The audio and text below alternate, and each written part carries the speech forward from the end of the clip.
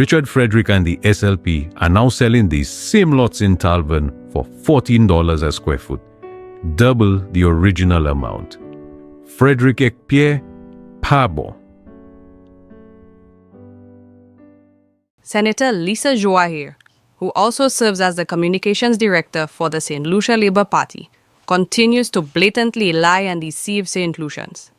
In a recent press brief, the SLP spokeswoman tried to deny that St. Lucia's agriculture sector declined by 17% in 2023. These are the facts according to the 2023 Social and Economic Review, a document prepared by the Ministry of Finance. On page 32, the opening paragraph reads, "Based on preliminary estimates, the agriculture sector's real value added declined by 17% in 2023. It went further on pages 33 to 38 to highlight the decline in the various agriculture subsectors. Fishing production declined by 4.6%. Livestock production declined by 17.3%.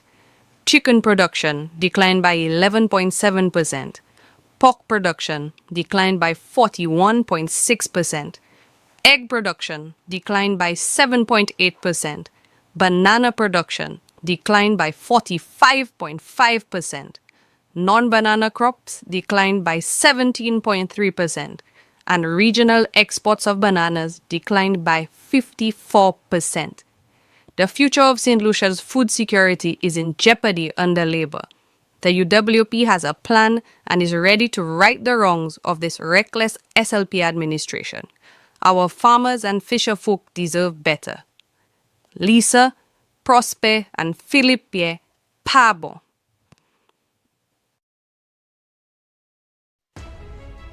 Dr. Ernest Hilaire and the St. Lucia Labour Party continue to lie and deceive St. Lucians.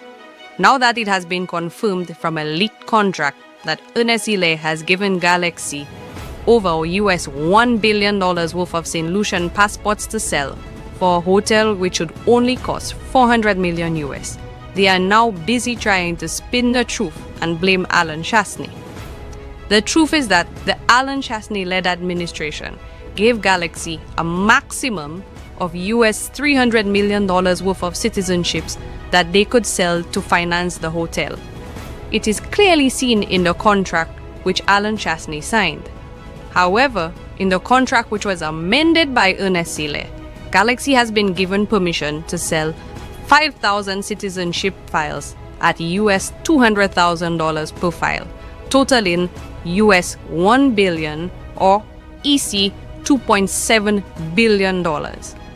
In the 2024-2025 budget, Prime Minister Philippe Pierre announced that the hotel being built by Galaxy would cost US $400 million.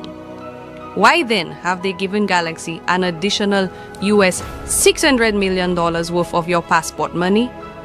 This is money that could be used to help fight crime, resolve the water issues across the island, fix roads, lower the cost of living, and improve healthcare. Pierre and Hiles, Pabo. Are you ready to make a difference? Join the movement that aims to make St. Lucia the best place to live, work, visit, and invest. The United Workers' Party is a team of forward thinkers.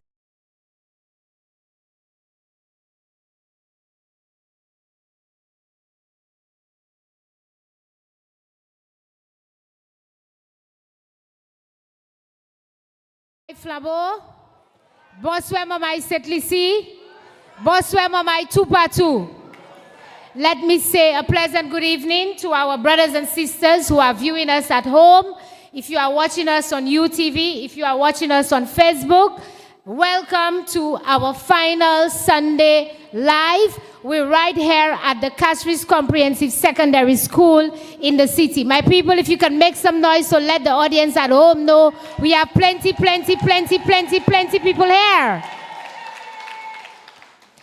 Thank you very much for taking the time to spend another Sunday afternoon with us. As we go into the festive season, we think it is important to give you a lot of things to ponder on. You're going to have some time over the holidays to think about what is it you want to happen in your country come next year. And so this Flabo Live this afternoon is meant to ensure that we give you sufficient food for thought so that when you go home over the holidays, as you spend time with the children, with the family, as your families come from overseas and spend time with you, they see the conditions that St. Lucia is in, you can tell them and remind them why we are where we are today. My people, are you ready to take some action to right the wrongs that is happening in St. Lucia? If you are ready, then you are in the right place. Before we begin our meeting, we always like to start with the national anthem of St. Lucia, and then we open it with a word of prayer. So if you don't mind, please stand at attention as we get ready for the national anthem, and afterwards, our dear sister, Sister Jocelyn Fletcher, will open us in a word of prayer.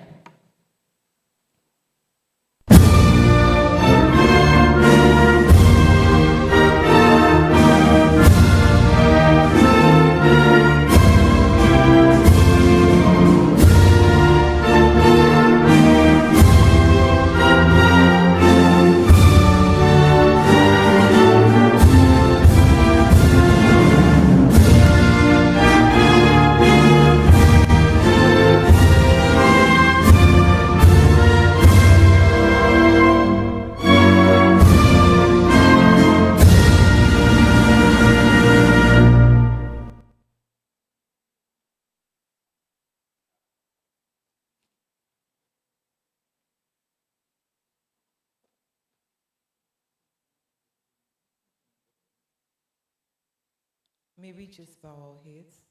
Heavenly Father, we are so grateful to you, Lord. We began this year, Father, with a lot of hope, Father.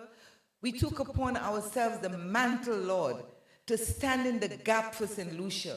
It has not been easy, Father, but day in, day out, week after week, Lord, we have come together to bring to the nation the information that they need to know what's happening in our country, what is going on, and what we, the United Workers' Party, are doing for St. Lucia by informing them with your help. Lord, this is our last Sunday Live for the year. We thank you for your many mercies towards us. We thank you, Father, that we came to those meetings and we went home with no danger, no harm, nothing, Lord, but just grateful hearts to you. So, Lord, we ask you to continue blessing us, Lord. Keep us strong, keep us resilient, keep us firm, give us the courage to not give up. We know sometimes it's difficult, it's hard, but Lord, we thank you that you will keep us here to keep standing for righteousness, for truth, and for justice. All these mercies and more we ask of you, Lord, to continue blessing our leader, keeping our party executive strong, keeping our members focused, Lord, letting us remain united in the true sense of the word, and let us take this country back for your honor and glory. All these we ask in Jesus' mighty name. Amen. Amen. If you don't mind, please remain standing with me, because we want to honor the memory of our dear sister who recently passed away only 2 days ago, Sister Margaret Winnie Alcidor, who passed away 2 days ago. She was a loyal and dedicated supporter. She was well loved and a member of the Grosse Lake community. So we will honor her by observing a moment of silence. So if you please stand with me just for 60 seconds.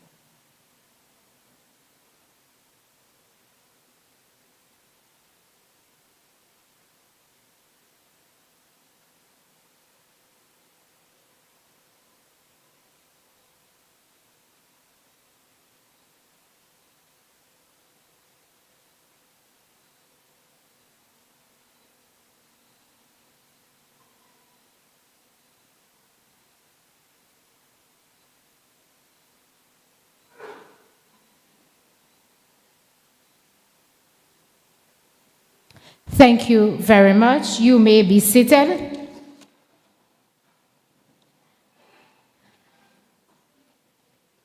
As As we get ready to begin our meeting, just a few housekeeping matters. I would like you to please take this time to reach inside your purse, reach inside your pocket, reach inside your bag, and pull out your phone. And if you don't mind, please put it on silence or put it on vibrate, because this is a live televised program, and sometimes in the middle of a speaker, we can hear phones are ringing. So I'm going to give you a moment to do that, to put your phones on silence. We are in the constituency of Castries North.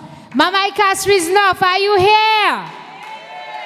Let me tell you something. When the snake traitor did what he did,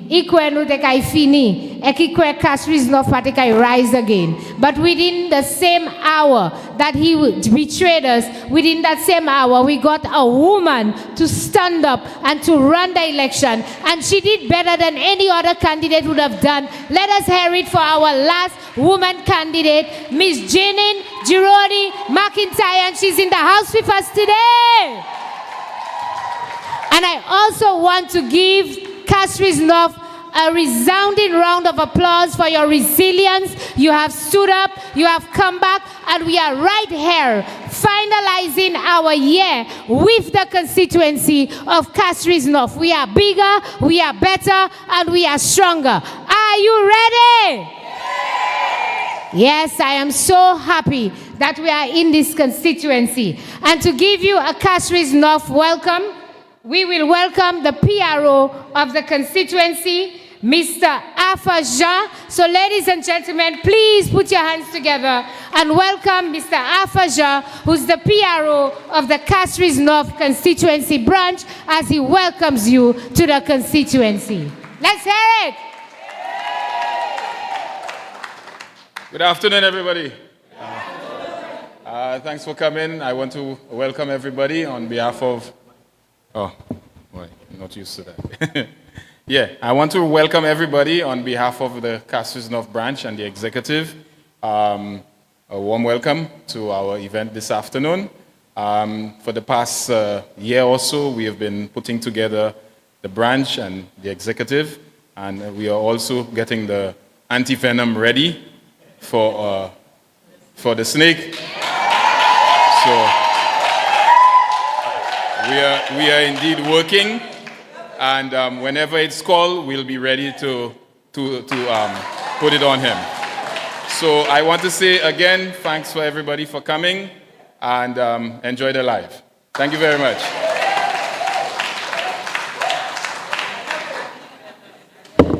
We have the anti-venom. Are you ready, Castries North?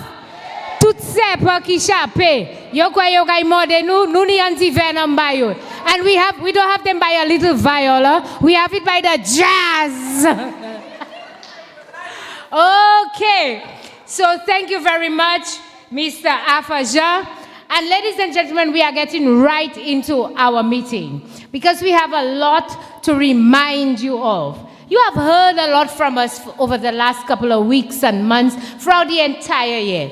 One thing that can be said of United Workers' Party for the year 2024, nous pas te silence, nous parler, nous monter des scènes, nous voyons CTA, nous match, nous monter, nous aya TV, nous fait tout ça qui tenait. We informed the St. Lucia public, but most important, we were able to démentir and debunk the Labour Party to let them know that lies and propaganda does not reside in St. Lucia anymore.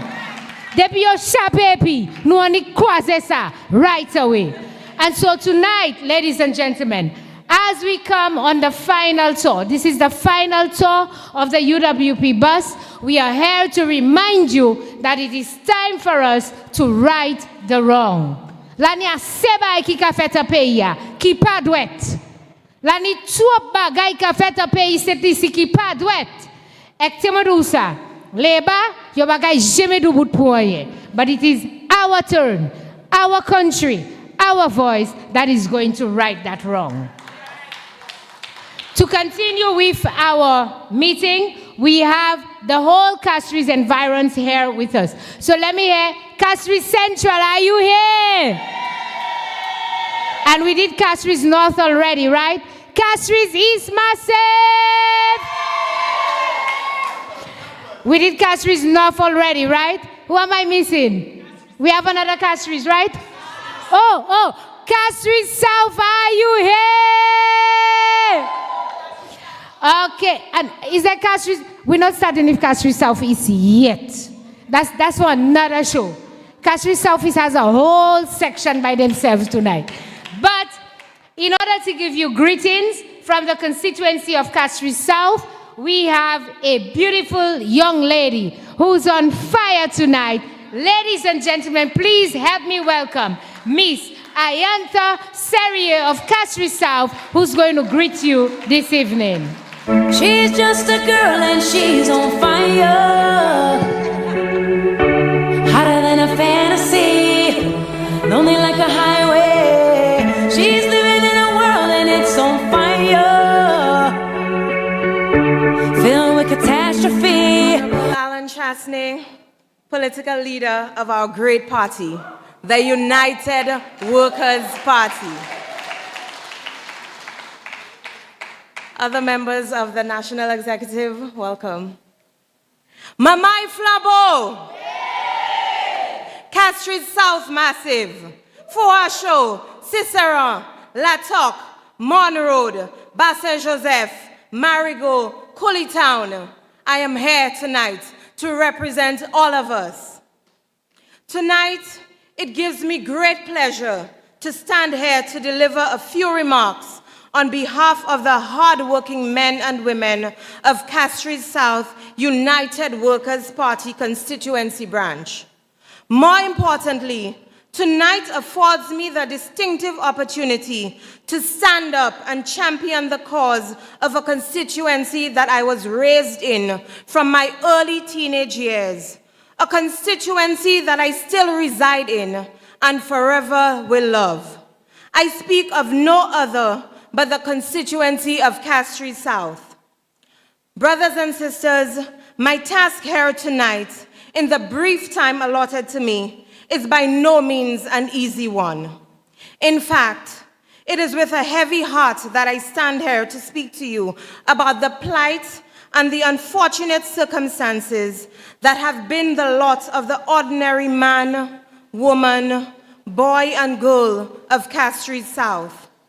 Brothers and sisters of Flabo, tonight, the singular message we, the UWP Castries South branch, would like to leave with you is that we, the constituents of Castries South, and by constituents, I mean UWPs, SLPs, those who are not politically aligned, every single one of us have been victims of loyalty and apathy.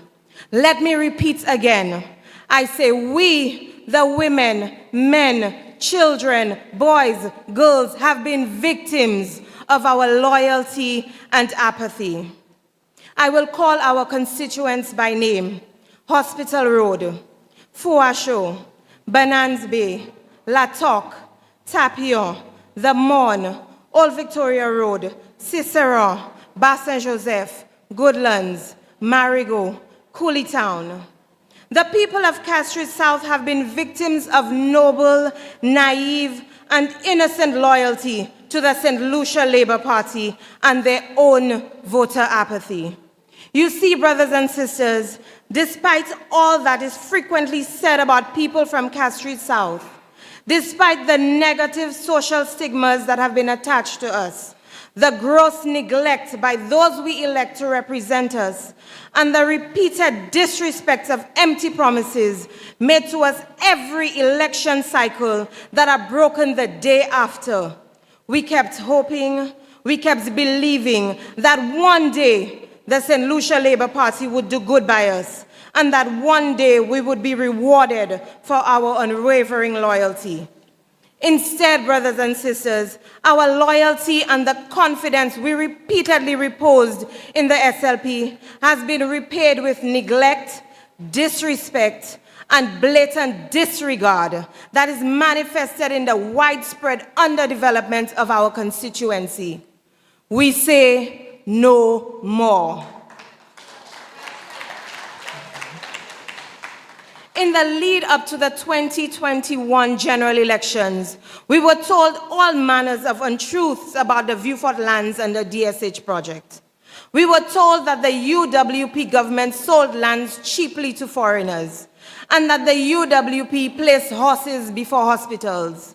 But today, 108,000 square feet of our banana lands, our patrimony, has been sold right under our noses, below its market value. All this is happening while many of us have no legal title to the lands that we've lived on all our lives. This is happening while the majority of the residents of Castries South do not own a single square foot of the land that they live on. What is worse, brothers and sisters, is that no effort has been made to grant the landless people of Castries South the dignity of owning a piece of our island. But instead, what do we see? An SLP administration who claim to care for the people, busy making deals and repaying political favors at the expense of the people of Castries South. We now see what the SLP meant when they said they were putting people first. And we know we are not the people they are putting first. It is not the ordinary people of Castries South. They are putting their friends, their families, their foreigners, and I will add another F, their financiers, the people who have financed their campaigns. Castries South, we say no more.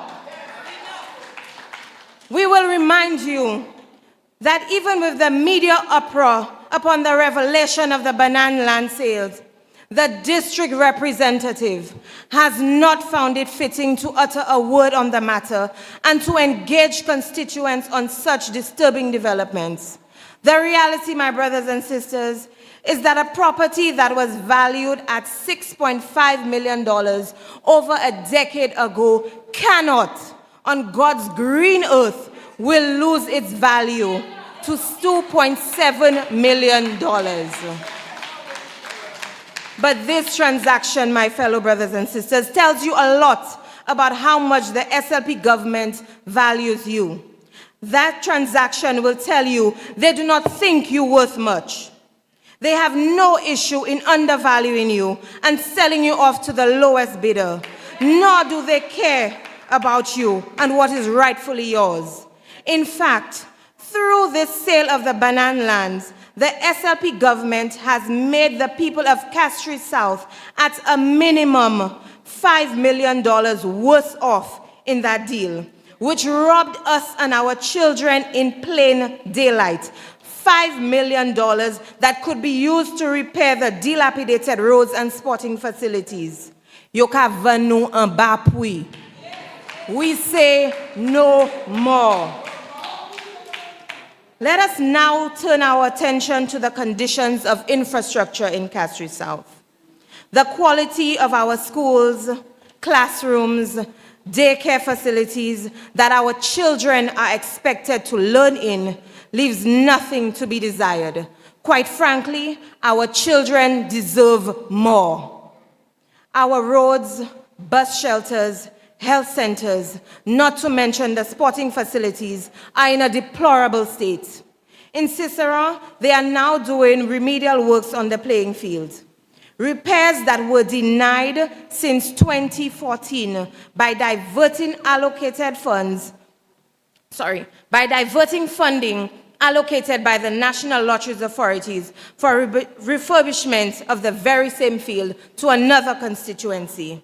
And at that SLP annual general meeting on the 21st of September this year, Dr. Hilaire lied to the people when he said it was UWP in 2016 when they came into office who diverted the funds. Last Marty. Here we see once again the SLP has a history of putting Castries South last. My brothers and sisters, it has been at least 10 years prior to the 2016 election that the SLP denied the young men and women of Castries South, specifically Cicero, access to a playing field. Can you believe work is being done on the playing field and the district rep is yet to consult with the residents who live around or the footballers who play on that field? No one knows who the main contractor is, nor the cost or scope of the project. No one knows the length of time this project will take, nor do we know what specifically is being done. Where are the drawings? Where are the approvals? We need to see them. We in Castries South demand and deserve better. And you know what is more egregious? Not one young man or woman has been employed in the rehabilitation of the field. And when party loyalists are asked, why is this so? Their response is the young men of Cicero do not want to work, as if to insinuate that they are lazy. You know what this is called, my brothers and sisters? Victim blaming. They blame us for having the problem when they deny us proper representation. But these same young men are not lazy on election day when the SLP does all in its power, utilizing all manner of unsavory political strategies to get them to vote for them and disregard them thereafter. We say no more. My brothers and sisters, I do not know for other constituencies, but in Castries South, constituents are seen as being useful to the Labour Party for one thing and one thing only: our votes. Very, very underpriced.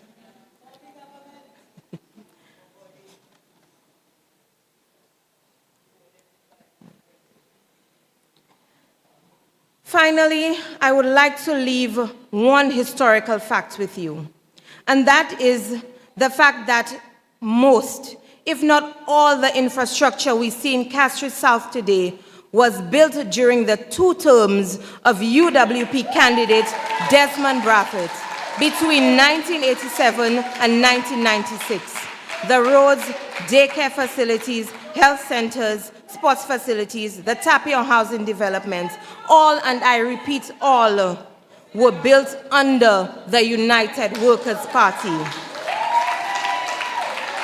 These were the glory days of the UWP in Castries South, when the light of the UWP development philosophy could be seen as a bright torch across the length of our beloved constituency. This was the decade of development and progress for our constituency, a decade under the United Workers' Party.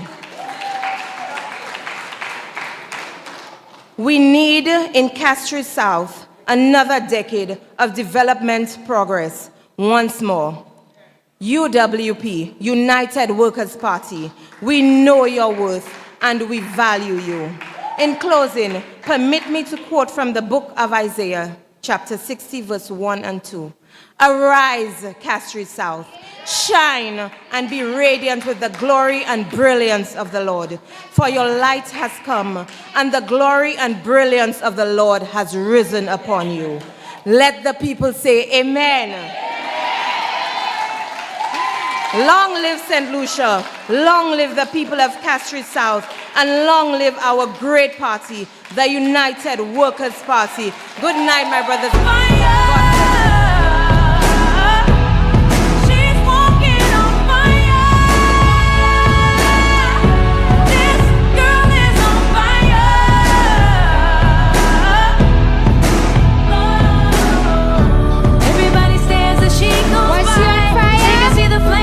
Let's say it again for our answer.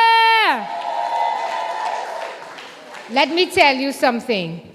You see, many times, maybe when we stand up there and we tell you what is happening in the constituency, based on what constituents tell us, but you heard it from somebody who is from the constituency of Castries South. You heard it from the people's mouths themselves. Manya yo ka prefe, manya yo ka pije. Why there's no development in that constituency? You heard it about the issue of victimization of people in that constituency. And that is what is happening in every single 17 constituencies in St. Lucia, my people. It is time to right that wrong. It is time. She spoke about the issue of land, that you have people in that constituency who can't get a spot to build a house. But you know what the Minister of Housing, you know what he's busy building? Do you know what the minister who's responsible for housing is busy building?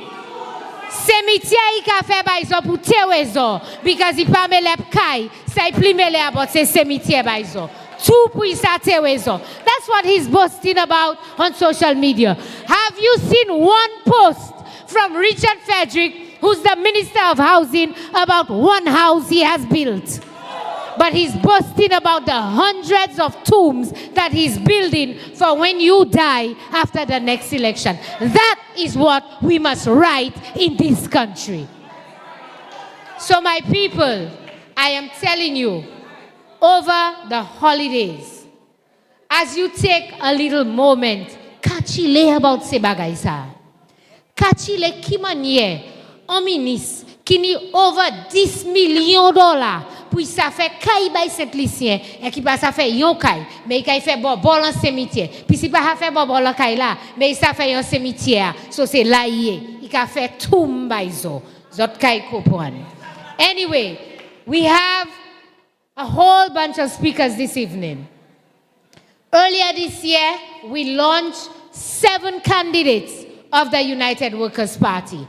And tonight, I promise you that before this evening is ended, you will hear from all 7 candidates of the United Workers' Party.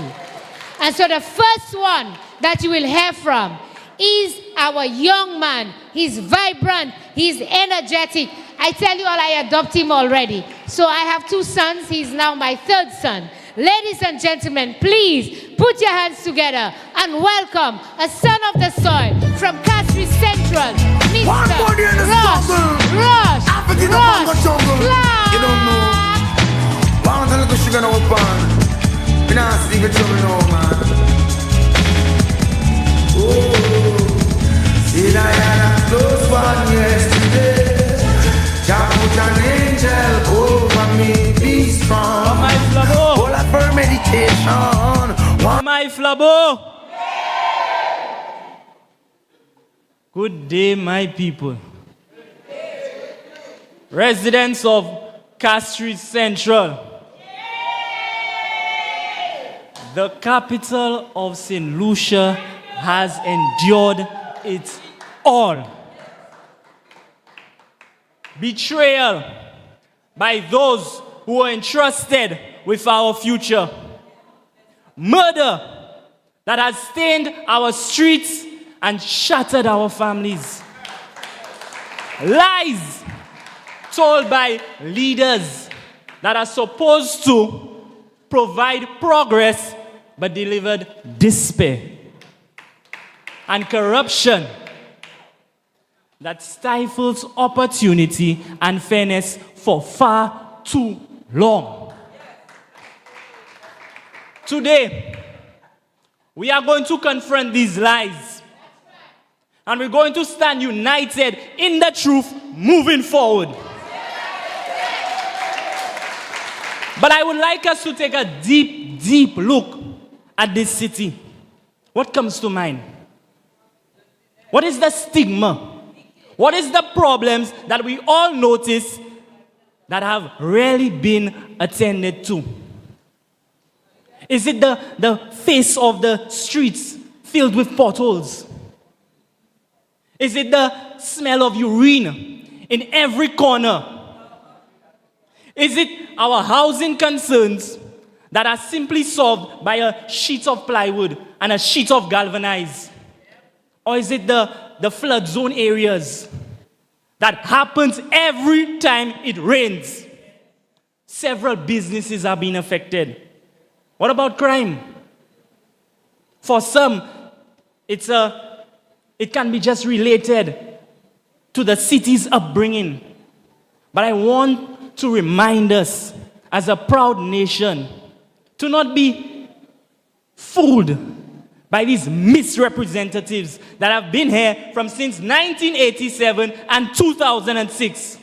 They know the problems, yet they've done nothing to solve them.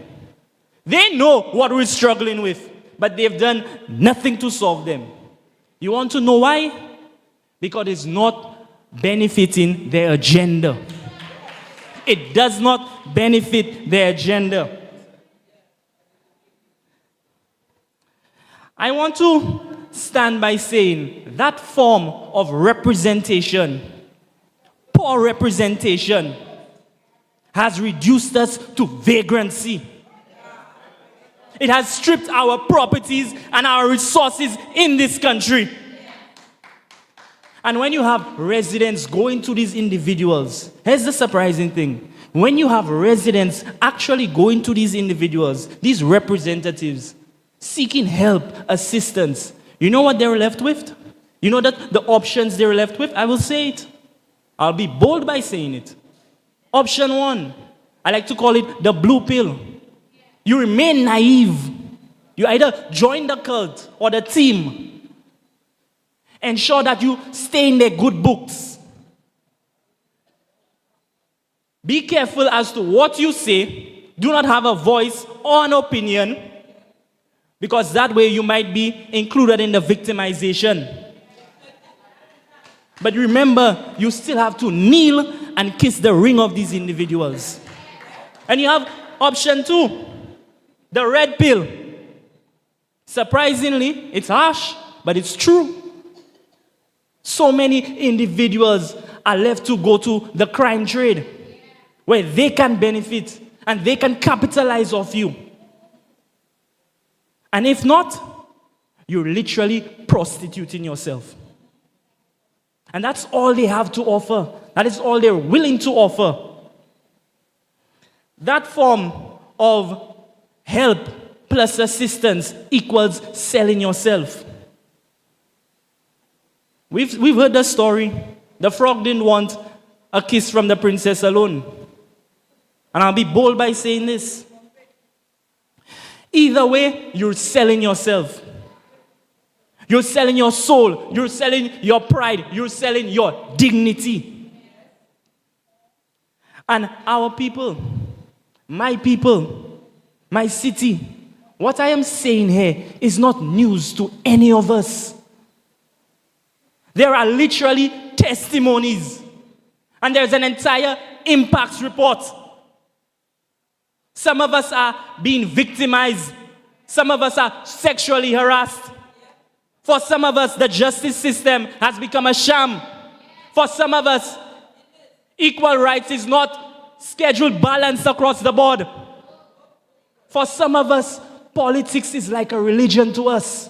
But justice for all is just not specific enough. When you have representatives that could stay here and belittle our women in society, comparing their lives to the mileage on your vehicle. Disrespectful. Disrespectful. With so many allegations surrounding sexual abuse, domestic violence, I have to say, shame on you. Shame on you. Those that exploit, victimize, and violate our young women. Did you know jungle justice is not tolerated in our society? But yet still, we're informed that they know a lot about crime.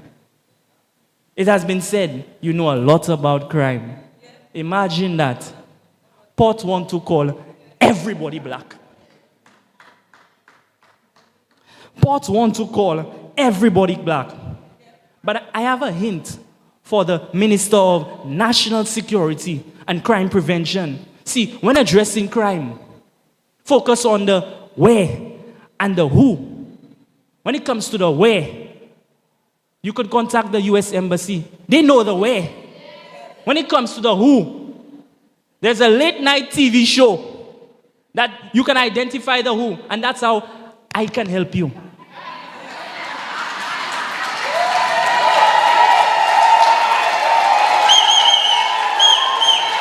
Those persons in power that facilitate these criminal activities, they are the real crime syndicates. In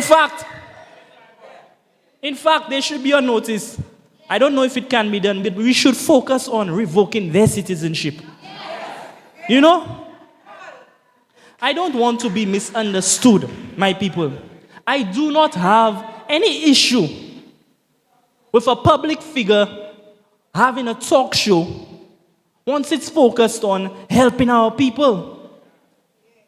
But there's this particular talk show, I've said it before, it is rubbish. And I'm not in the habit of eating my own vomit, you know. It is rubbish. That's the word of tonight, rubbish. When you use a political platform to reignite racial tension by showing videos of a white man whipping Africans, and you're crying, we cannot go through this again, like you were there at the time of the events. You are perpetuating division. Crying out, we cannot allow this to happen. We cannot allow them to do this again. You are deepening hatred and building animosity amongst whites, Indians, Africans. What kind of nonsense is that?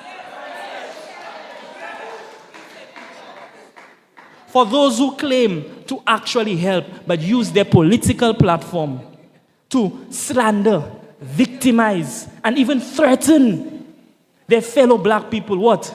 Black lives didn't matter then? Oh, I understand. It only matters when it's convenient to you.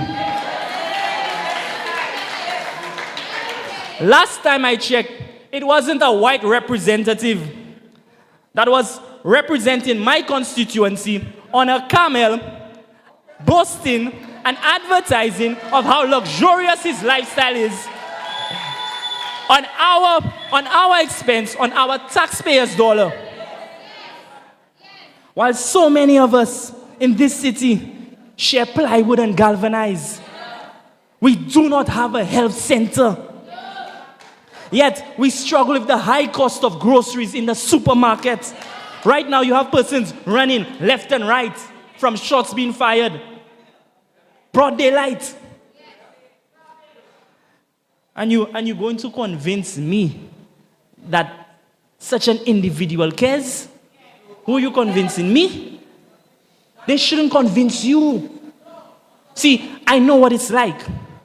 That's to show you how much I care.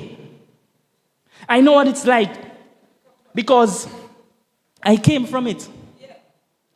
I know what it's like to ensure that you have a bread to eat the following day, no matter the struggles that you have to face based on your responsibilities.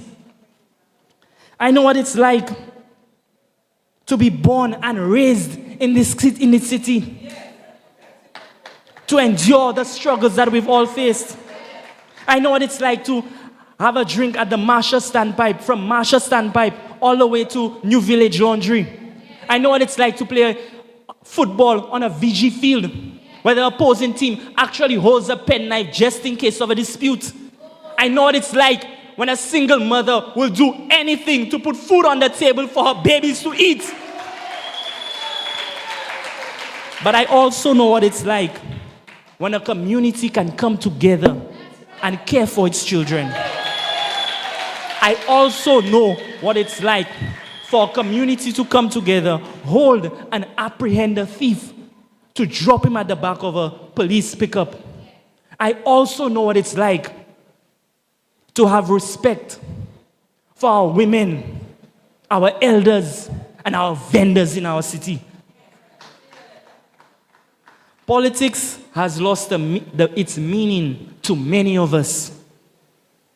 And I noticed, some of us, I don't blame us. Because when you have a politician, when you have poor representation that can resort to lies and just spread roro, build drama, scribble anything on a paper and have it passed as evidence without actually proving anything, where does that warrant integrity? Where does that warrant the concentration of virtue we're supposed to be upholding? You know, that's the same tactics that the Pied Piper used to lead the town's children astray, you know, singing that same tune. And that's the same tactics a minister will use to fool a city, spreading these same roros, that same rubbish. I understand my time is coming up, but right now we're cooking. And what's on the menu is mountain chicken. We're focused on what we're cooking here.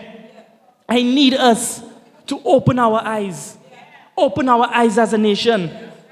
We have an outsider alleged with betrayal, murder, corrupting the city. Still, he's still trying to fool us that he cares. Versus someone that actually does. Moi vle bay Uncle Leo exhort. Ti merci.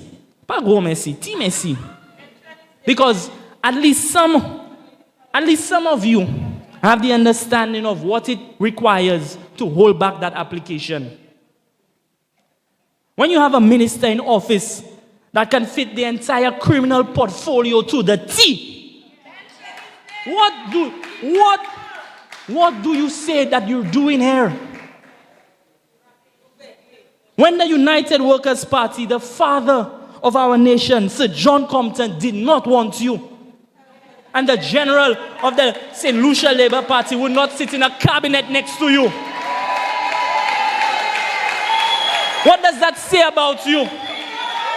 Why should we as a nation, we as St. Lucians, affiliate ourselves with you? Someone looked at me and said, leave them to God. I understand, I can agree. But we have to have a trial.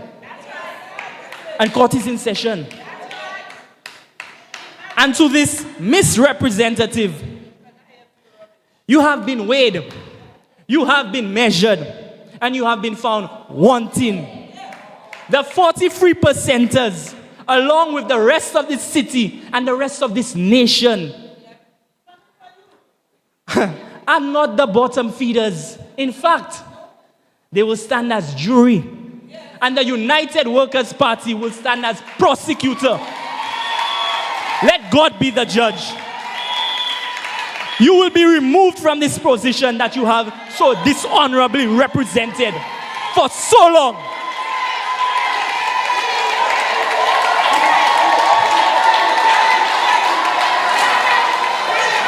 And I need us to keep in mind that power and riches don't always come from a divine source, you know. Sometimes the price you pay for your soul, the same soul that is sold to the devil. My people, court in session, rush him out. Don't you go down, keep your head above the water, stay. One day, things must get better. Be strong and stay. With a firm meditation. One day, things must get better. Don't you go down, keep your head above the water, Dad. One day, things must get better. The rich is wise in his own conceit, but the fool with overstanding searcheth him out. Mama Flavo! Mama Flavo! Dio pa rush because rush kavini. Pa rush because rush kavini. Nou wete yon lane ek an haf anko pou vini ek rush kavini. Di, can I help you? Rush kavini. Pa rush because rush kavini. Are we there? Good. I was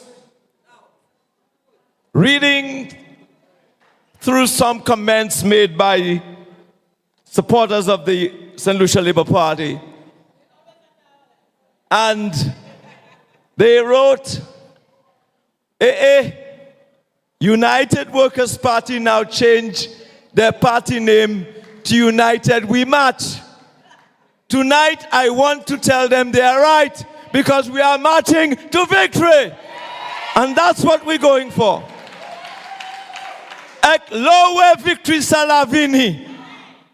Lakaini Ross and Hausla, Lakaini Chico and Hausla, Lakaini Alan Shasde and Hausla, Lakaini Bradley and Hausla, Lakaini Guy and Hausla, Lakaini Dominic and Hausla, Ek Magaduki Lesanko. Because you're gavini. So, watch what you write and watch what you say. Because rush, rush, because rush Kavini. Ladies and gentlemen, tonight, I'm excited. I'm excited because if there is one thing I'm reminded of, hard work does pay. And if you, the members of the United Workers' Party, continue along this path and put your shoulders to the wheel, we are going to sweep them out of office. This evening, I want to introduce another one, an important person.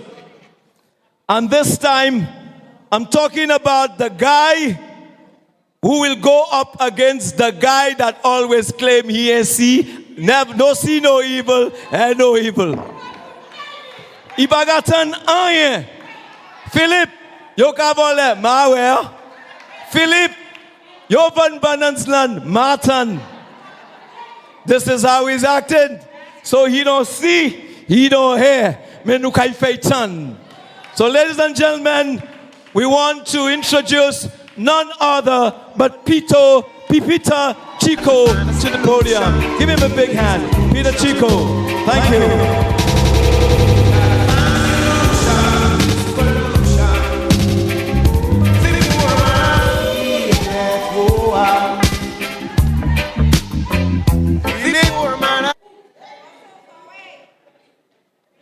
Good evening, everybody. Speaking after Rush and Mr. Prudent, you know I have to come good this evening. Closer. Mama Iflabo. Castries is in the house. Let me hear all the Castries East in the house. We're representing tonight. Ladies and gentlemen, tonight I want to address you on just a few items. Over the past 3 months, since September, I and my constituency branch, we have been going house to house. And believe you me, what I am getting on the ground is very, very encouraging, very well in place for me. Ladies and gentlemen, tonight is a not so happy night for me though. Today marks the death of my father, and so it has been, from yesterday, we have been trying to prepare. As we speak, my family is at my house, having a little session at his shrine. We built a shrine at my house, so I'm missing that. But I'm saying to my family, I will be there shortly. As I walk through the constituency, one of my aims is to speak to mainly the elderly folk. And some of the complaints that I'm getting from the elderly folk in the constituency, the elderly folk have a lot of issues with the cost of living, healthcare, the cost of medication. Imagine some of those individuals, some of these elderly citizens, are paying between $300 to $500 monthly for medication. That cannot continue. And so, I say to my residents of Castries East, we need to do what is right to stop that expensive medical situation that we have. So I'm asking every constituent in Castries East, as well as every St. Lucian, to do what is right. For the next upcoming election, I am asking everybody to join me to make that change. The change is now.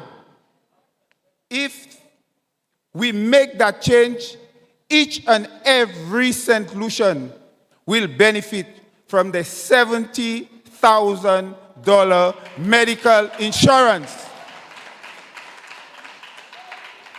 Ladies and gentlemen, I don't intend to be too long tonight because over the past few days, I have been busy trying to get some things sorted out.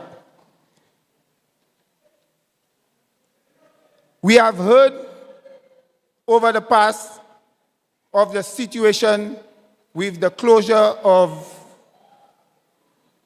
the wellness center, the Turning Point, sorry. We have also heard that the government plans to operate a polyclinic at Victoria Hospital. They claim that when they open the polyclinic at Victoria Hospital, they will offer as many services that they used to offer in the closure of the Central Health Center as well as the Marshall Health Center. Marshall Health Center has been a sore point for me for a very long time. Just imagine, the Marshall Health Center was closed. Marshall Health Center was located in a strategic location. All the buses on the bus route in Marshall were accessing the Marshall Health Center. The Marshall Health Center services at least 15,000 constituents from Castries East, as well as servicing constituents from Castries North, which is the Cedars area. We also have constituents from Castries Central. Oh, I must take a minute to acknowledge Mr. Skinny. Ladies and gentlemen,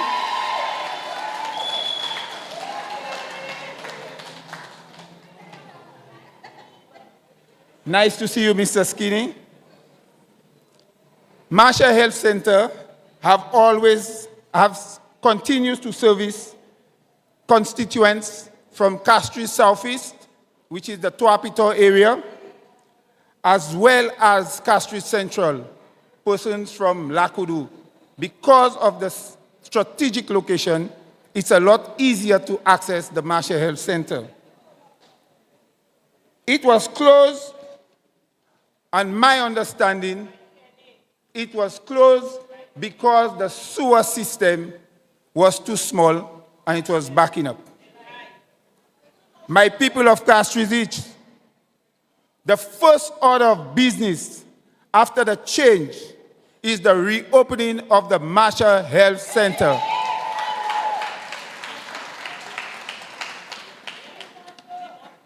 We see the entire Chaussee Road being dug up to run pipes, causing major inconvenience for motorists and the citizens.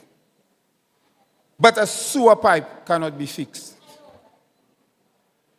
Castries East, we, the United Workers' Party, will fix the problem so we can provide all the services to the constituents at the Marshall Health Center.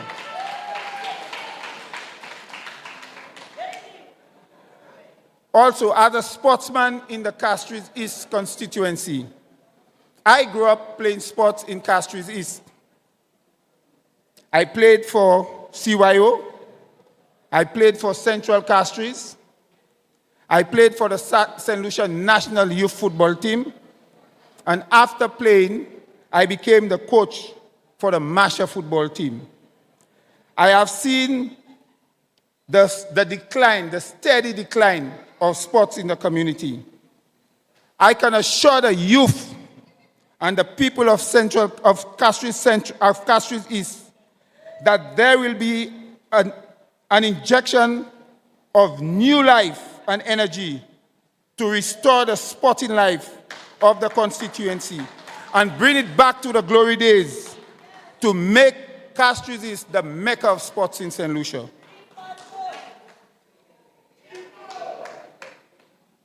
We will also address the situation with crime.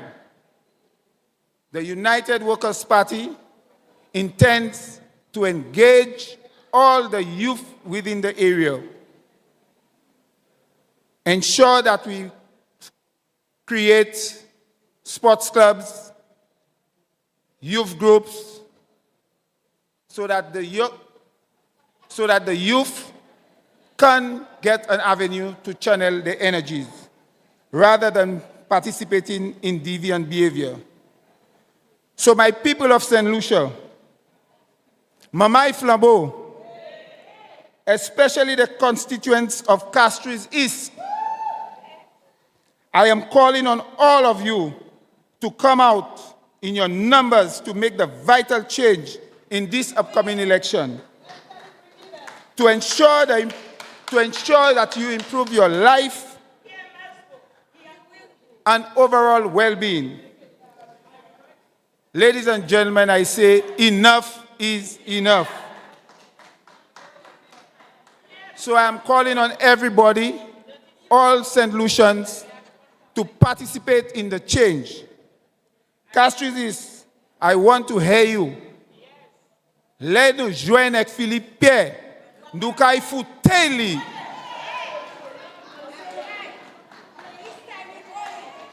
In closing, I want to take this opportunity to thank all the constituents of Castries East, as well as all St. Lucians, on behalf of myself, my wife, my family, and the great United Workers' Party. I want to say a Merry Christmas and a bright and prosperous 2025 to you all. I thank you.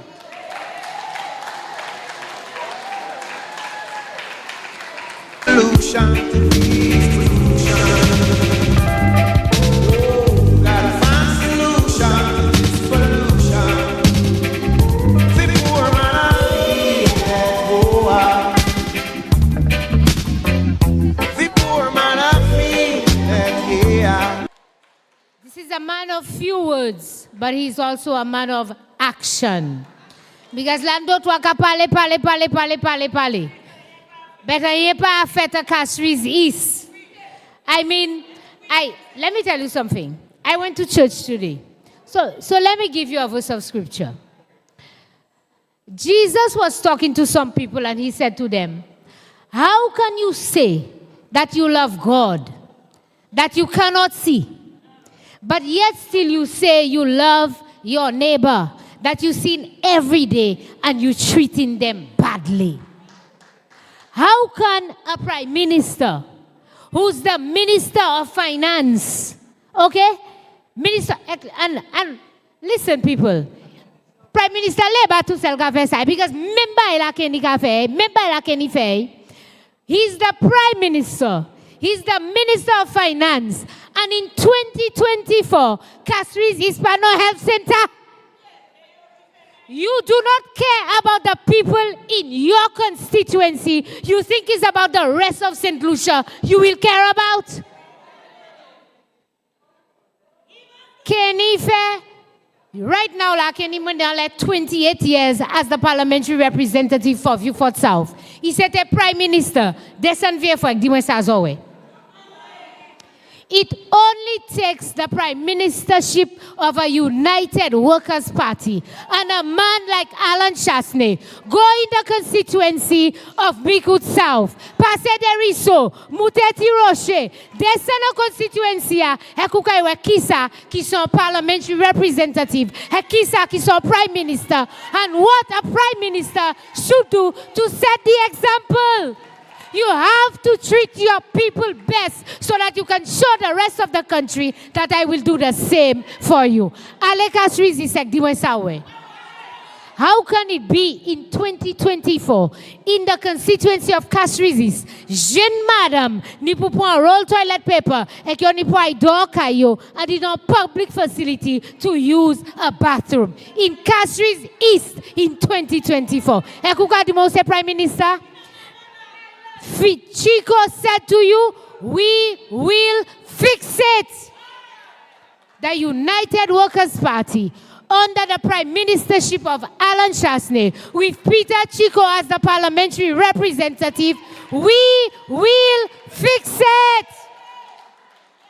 We will fix it.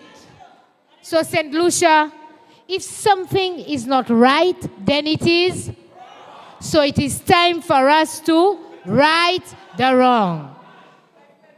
Now, before I call on my next speaker, I do want to say, ladies and gentlemen, let me hear you make some noise for my boyfriend. Now, he's mine and mine alone. Try not to take him because he belongs to me. I am so happy that my man, Skinny, is in the house. Let's hear it for Skinny! Skinny, we are so happy that you are here. We missed you so much. And we want to let you know that we love you with all our hearts. We also want to keep in our prayer the, I think it's the mobilization officer for Castries South, Miss Deborah Shalmine. She's at the hospital. I'm sure she's on her phone, on the hospital bed, watching us right now. Debs, we just want to send you blessings and let you know that we love you and we are praying for a speedy recovery. Are you ready for our next speaker? Are you ready for our next speaker? I told you this evening that you were going to hear from all 7 candidates and all 7 future parliamentary representatives. Ladies and gentlemen, another man of few words, but he's a man of action. Melo fay fâché, il a créé Newspin, il a créé Newsmaker Live, il a créé Makes Me Mad, il a créé tout ba kini because of fay fâché. So, moi disons, là où c'est pas qu'à dormir, pas lever. Now tonight, let us welcome the parliamentary representative for the constituency of Swaziland Saltibus. But I call him Bradley.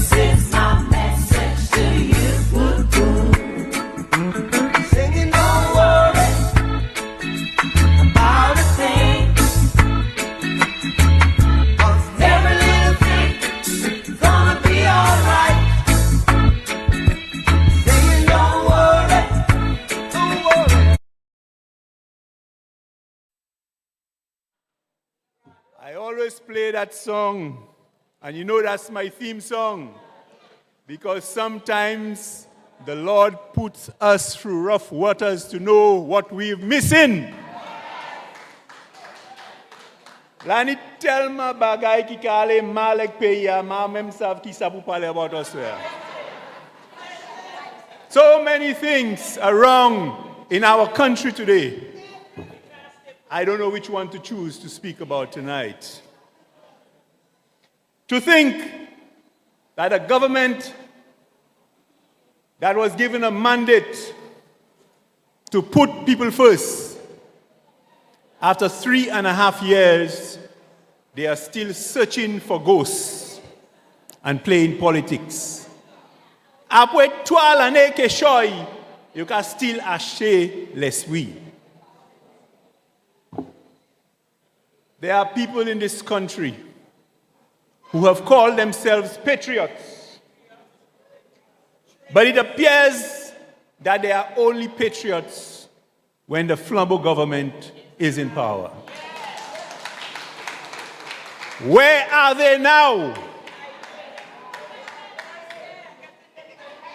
Those who are on our television day and night complaining about the price of fuel, despite it being capped at $13.95.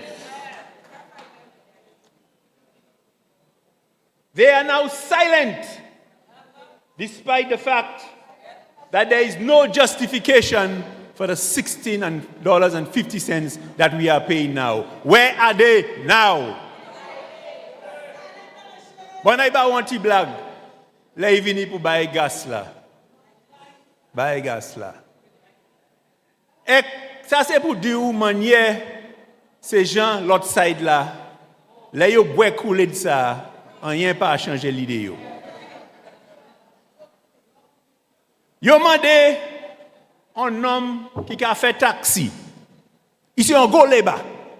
Yo mandé qui manière les chasses n'étaient là. Ou te ka paye $14.95. Actuellement, ou ka paye $16.50 et ou pas dit rien. Ou savent qui réponse li? Les mettre dit ou c'est nom ça là à brainwash. Ou savent qui réponse li?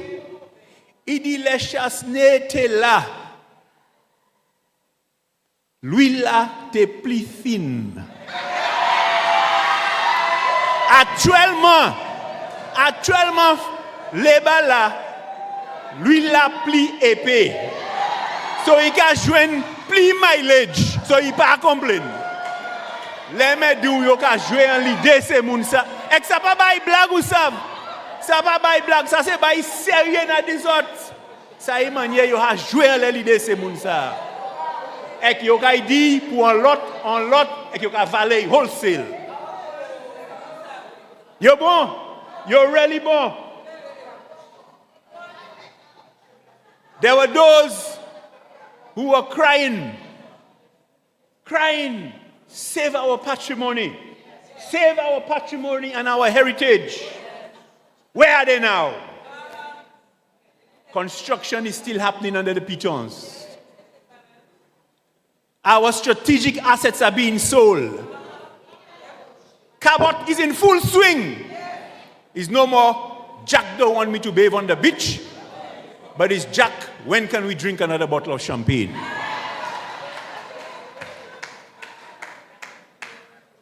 When in opposition is one story, when in government is a completely different story.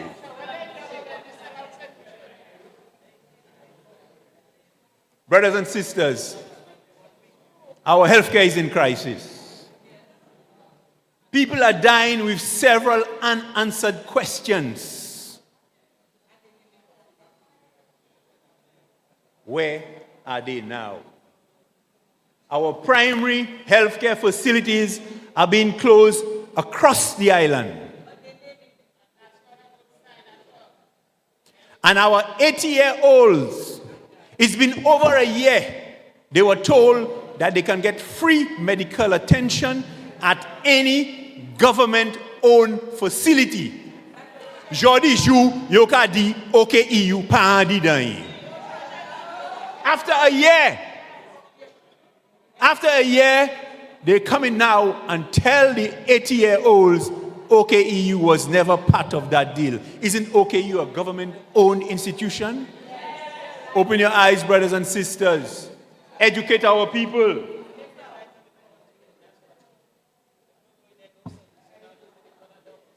You know what? The state of our roads, you all have heard it, you all hear it every day.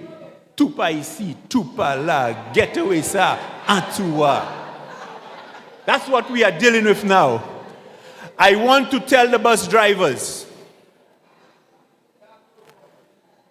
the road is your working condition.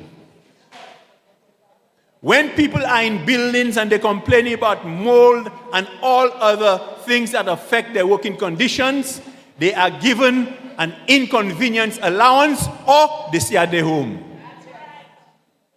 Bus drivers, the road is your working condition. Especially the bus drivers from Soufrière on the west coast going up. I have a choice. When I go into Choiseul, I can take the East Coast. But your bus drivers don't have your choice because your work is to pick up people from Soufrière all the way up. That is your working condition. Because I am very certain, had it been the United Workers' Party in government, it would have been a bit different story for you all today.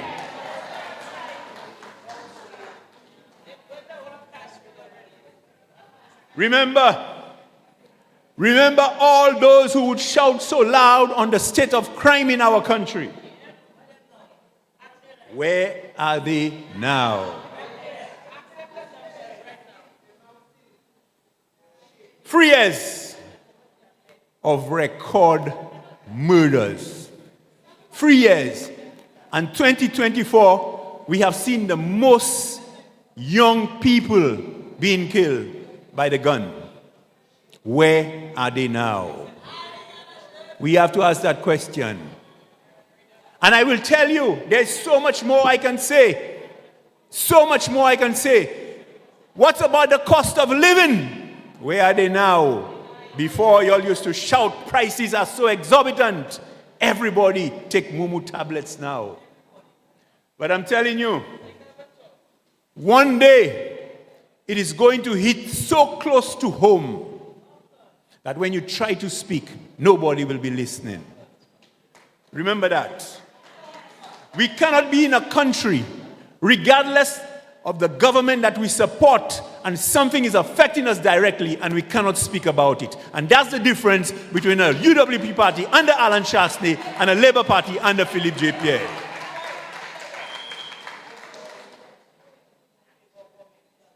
Brothers and sisters,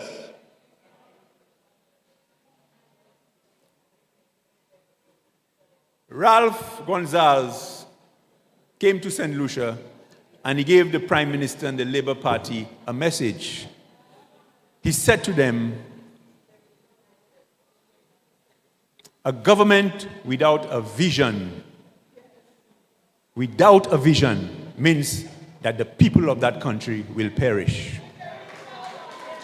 And he was giving that message directly to the Prime Minister and his team. They did not hear. Ralph Gonsalves is now boasting better healthcare facility in St. Vincent than St. Lucia. The Prime Minister of Dominica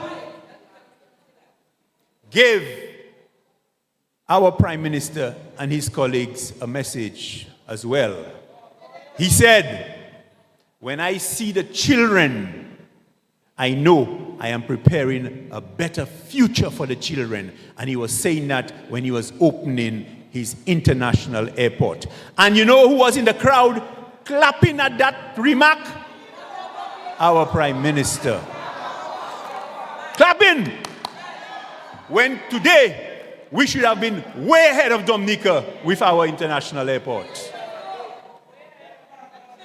Antigua is getting all the investments that were supposed to be coming to St. Lucia. Many of them are going to Antigua. Barbados, recently, you would have heard Barbados got a loan from the US of over $500 million. That's money that we should also be sharing with had we had a government that can negotiate and have a vision for the country. Do not close your eyes, brothers and sisters. There's a saying, chalk and cheese. And that is the difference between Alan Chasney and Philip J. Pierre. Before I close, there's something I want to share with you tonight. C'est toujours gars qui a vini et qui a pété un bombshell. N'a pété un bombshell au soir. Moi avant gars au soir, mais avant gars. Ko phone moi, n'a besoin phone moi. Y'all will remember that sometime, was it last week or the week before? We heard the Kakabef. And when it was signed in 2013, it was the same list for 20 years to be renewed every so many years. So they were the first ones, if you want to use the expression, selling out the Kakabef or selling out St. Lucia, was the Labour Party. I want them to come and say, that's not true. Brothers and sisters, be careful what you read on social media. Be very careful what you read on social media. Because right now, there's an element of desperation. Because they recognize the time, according to the Prime Minister, 5 years, not 50 years. Well, now, 5 years, not 50 years for you. Because although you have a year and a half to go, you will call it next year.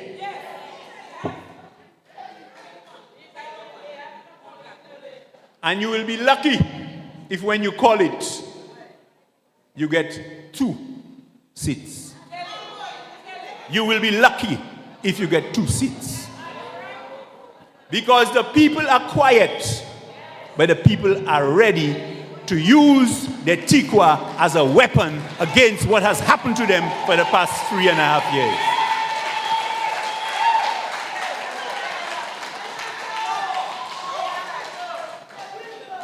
Brothers and sisters, my time has come, but before I leave, I will not see you all again until next year. I want to wish every one of you all a Merry, Merry Christmas. Be safe. Be careful on our roads. Educate the people when you meet them, because sometimes we stay too quiet. And next year, we will come back hotter than ever. Hotter than ever. And maintain the momentum so that every time we have a live, they're all under our live trying to discredit us. But brothers and sisters, we have seen what is best for St. Lucia. And the next government of St. Lucia will be a government of the United Workers' Party. I thank you, brothers and sisters.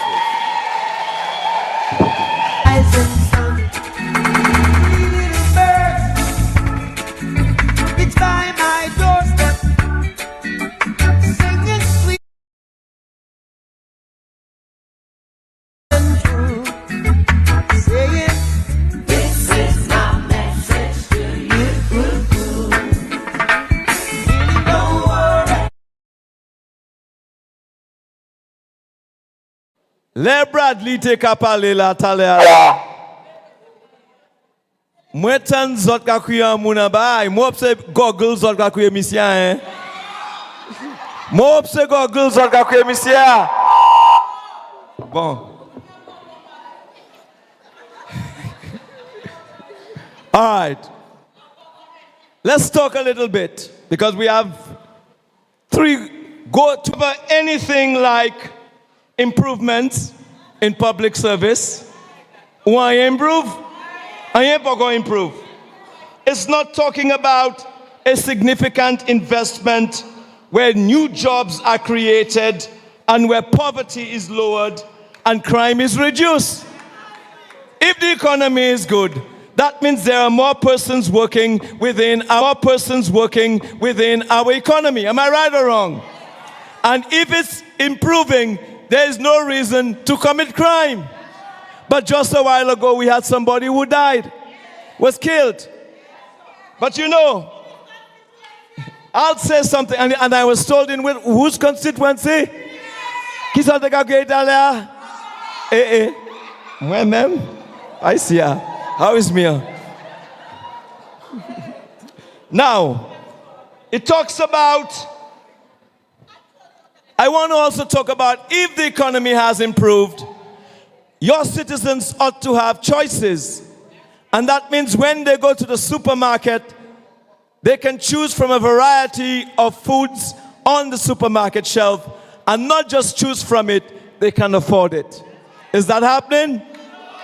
Okay, good. So we're talking my language so far. Now, the truth is, the only group of people or persons who are benefiting from the so-called economy is none other, let's start with him, but Kenson Kazime. Today, Kenson Kazime has become a business mogul. Utansa? All he doing these days is buying land, developing land, and you're asking yourself, where is the money? Where are the funds? Because all of a sudden, a guy who came into politics with very little suddenly has become a business mogul. He can develop. Okay? Now, we talk about Philip Pierre. Philip Pierre is another one because he's a facilitator of corruption. Has no evil, sees no evil. But I will end before I call our next speaker by saying that there's something called propaganda.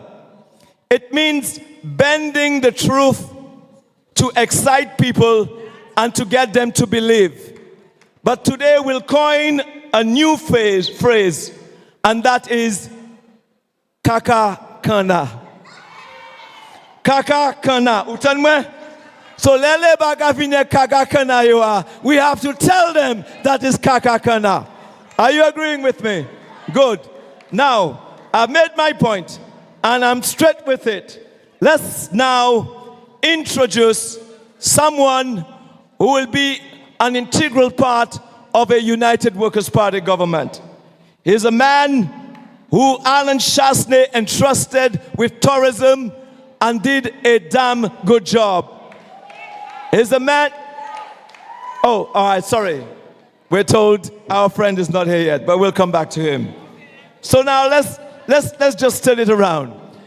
Let's talk about the right guy. Who am I talking about? The right guy. The guy who knows and understands the psychic of the St. Lucia Labour Party. The guy who the St. Lucia Labour Party most fears. The guy who the St. Lucia Labour Party cannot stop. The guy who the St. Lucia Labour Party has investigated over and over again and come up with nothing. Ladies and gentlemen, the next district representative of Castries South.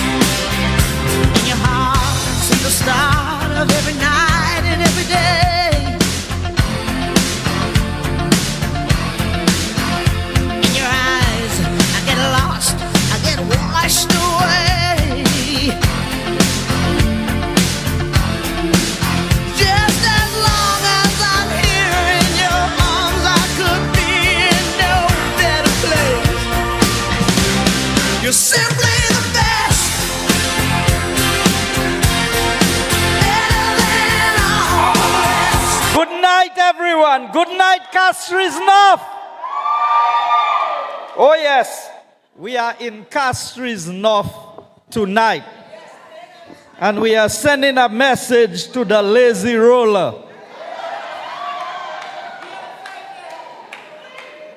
Tonight, I bring you special greetings Because when I go into my speech, I will not be able to do so.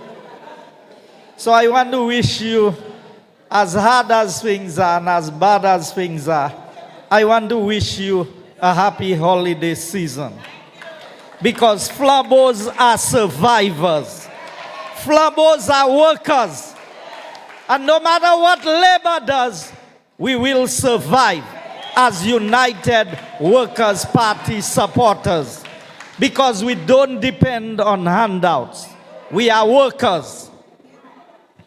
And so, no matter what the Christmas season brings, let's make the best of it. And the new year, we will start with a bang to get the Labour Party off our backs once and for all. Now, it was Thomas Jefferson who said, the care for human life and happiness is not their destruction. It is the first and only object. Every day you wake up, you hear the destruction of something in St. Lucia. The destruction of something in St. Lucia is either somebody, an institution, a road, or something is being destroyed by the St. Lucia Labour Party. Last week I told you St. Lucia is in a dark place under this SLP administration. And if you think I'm lying, I will quote two passages of scripture tonight. Proverbs 19:9 says, chapter 19 and verse 9, a false witness shall be punished and a liar shall be caught. And according to Proverbs 6:17, lying is an abomination to the Lord. You know what's an abomination? Something that is disgusting, something that is smelling, something that has a bad odor. This government has lied to us so many times that even when they speak the truth, you cannot believe them because they are so accustomed of lying. The worst part of their lies is that they themselves believe some of it. Some they don't believe. I don't understand why St. Lucians believe the Labour Party when the Labour Party themselves don't believe what they are saying. And I will point out tonight how many of the lies we've heard in the last few days.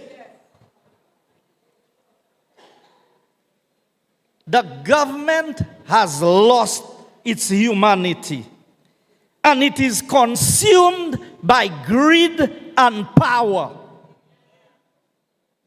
There's no sense of humanity left in this government. They don't care about people. They don't care about our livelihoods. They don't care about our survival. They care about nothing other than how much they can put in their pockets and how much power they can exercise over the people. SLP continues to lie to the people. And I want to send a message to Baby. You are a new kid on the block. A new kid on the block. Why you want to come and do the dirty work of failed politicians for them? So Philip J. Pierre and Stevenson King send you to take the licks for them because they can't take the licks themselves. So you choose to tackle Alan Chasney on the issue of the Kakabeth. Now, Richard, ngavin puta leusal. But before I come to you, and before you say we don't have documents to back up what we are saying, I have a list in my hand here. This list was made on the 9th of December 2013 between the St. Lucia Air and Seaports Authority and Rubis West Indies Limited. Are you hearing me? And that list is for the Kakabeth. 2013, and I can tell you who was working at Rubis who signed on their behalf. I have the signature page here before you all say we giving false information. So, it was not Alan Chasney who leased the Kakabeth for 20 years. This list says that the list would end in 2033, and it was for 20 years. Now here's the best part of it. Who was Minister of Port Services in 2013? Philip J. Pierre, the Prime Minister of St. Lucia. You see the problem we have in this country? You see the problem we have when a prime minister would lie to the people as if they know nothing about that lease agreement. Alan Chasney has a broad back, and he can take the blows from labor. But I want to tell the people of St. Lucia, when you will join the Labour Party in putting blame on an innocent man, the curse of the Labour Party will pass on you and your family also. Si Labour han malédiction yo, kite yo chebe malédiction yo pou ko yo. Pa ede yo. You know, the list is there for everyone to see. When Alan Chasney came into government in 2016, he sent Rubis back to the table to renegotiate and say, we don't want you to go ahead with this project. We want one lease arrangement. We even asked Slasper on the Stevenson King to build the facility and lease it to both Rubis and Sol. As soon as we lost the elections, Rubis walked out from the negotiations, from the information that I have received, and I am subject to correction on that. So either Rubis or Sol, one of them walked out of the negotiations, or the negotiations fell through, and all of a sudden, the Kakabeth is not available, and you want to blame Alan Chasney for the Kakabeth? Now, I put that on a side. And Richard Frederick, I don't wave false papers. I have real documents. I have the list in my hand here. And as I'm just supporting the point raised by Bradley, that this was not a deal signed by Alan Chasney. Alan Chasney was trying to fix the problem that was created by the St. Lucia Labour Party. And I can tell you who was the general manager of Slasper. Sean Matthews, the same man who is involved in the GPH deal with the ports and the government.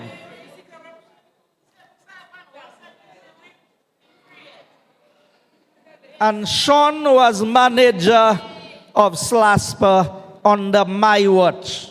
But you know why I can call him out anytime? Because I never ask him to do anything illegal for me. You see, when you do the right, you don't have to look over your shoulder. And I can tell you, Sean tried his best to negotiate with the Alan Chasney-led UWP government to get our ports to GPH, and we said that ain't happening under a United Workers' Party government. That is the difference in government. So, baby, when you will come and try to blame the United Workers' Party, you just come. Take your time. Learn the ropes. Don't come and do nonsense with yourself. But if people buy land that they cannot show where the money came from and they send them and do things, they have to do it.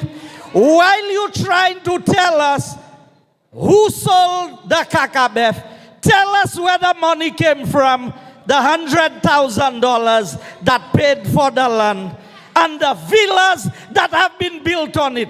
Because I don't understand how a man who could not pay child support all of a sudden can buy millions of dollars worth of property.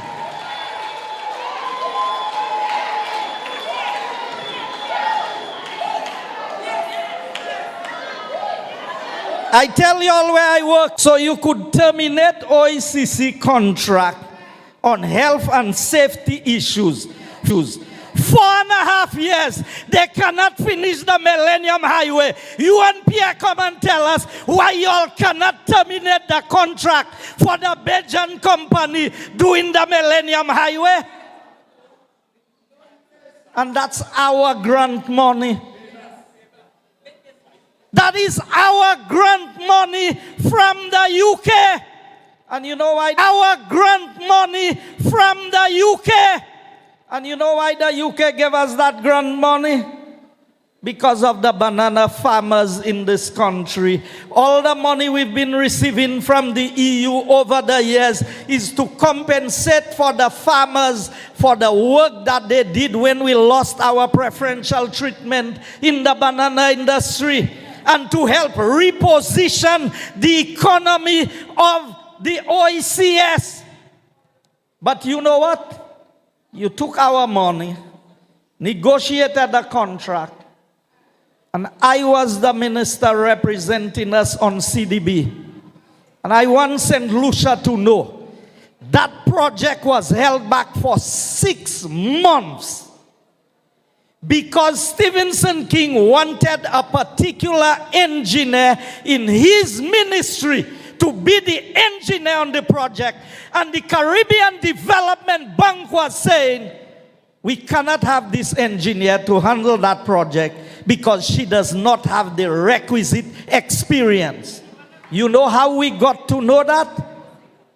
The Prime Minister, Alan Shastney, myself, the Attorney General, we had to go up to Barbados to a CDB meeting, and we were embarrassed at the meeting because CDB was telling us, but it's your government that is responsible for the delay in the project because the Ministry of Infrastructure was doing everything to delay the project under a United Workers' Party government.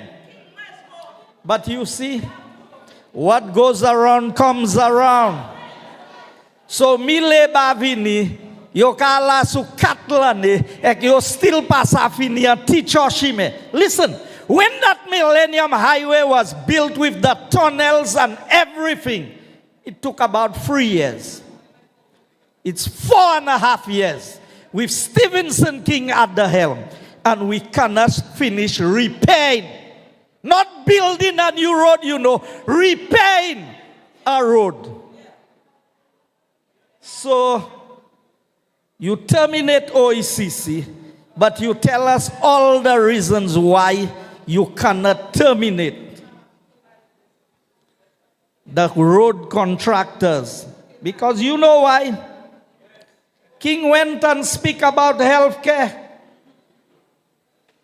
Now, I know some things. I'm not among those who make bread on the dead. And we come into that. We come into that. King tells us that the bills on the UWP government was not paid to Matnik. Under a United Workers' Party government, no St. Lucian had any trouble to go to Matnik to see a doctor at any time.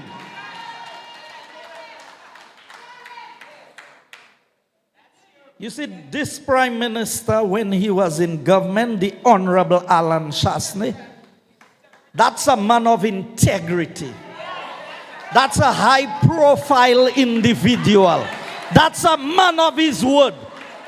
And that's the one Prime Minister who could pick up his phone, call the director of the hospital in Matnik, and get any St. Lucian to see a doctor in Matnik.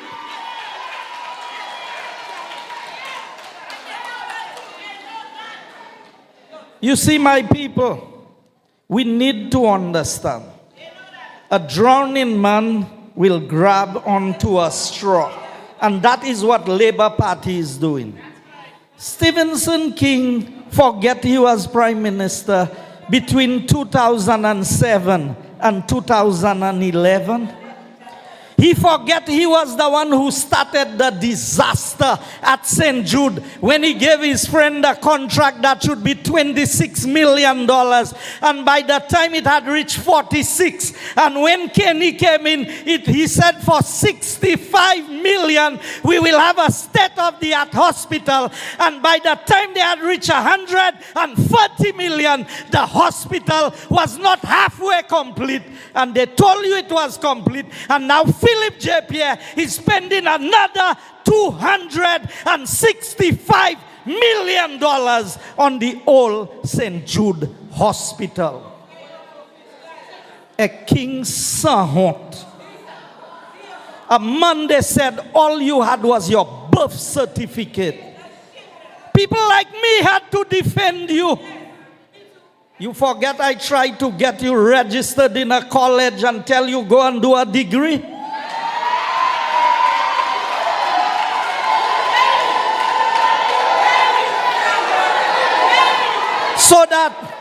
So that they would stop belittling you. Today you have to do that dirty work for them. Because all of us who like kung fu movies, tout susek a more mal.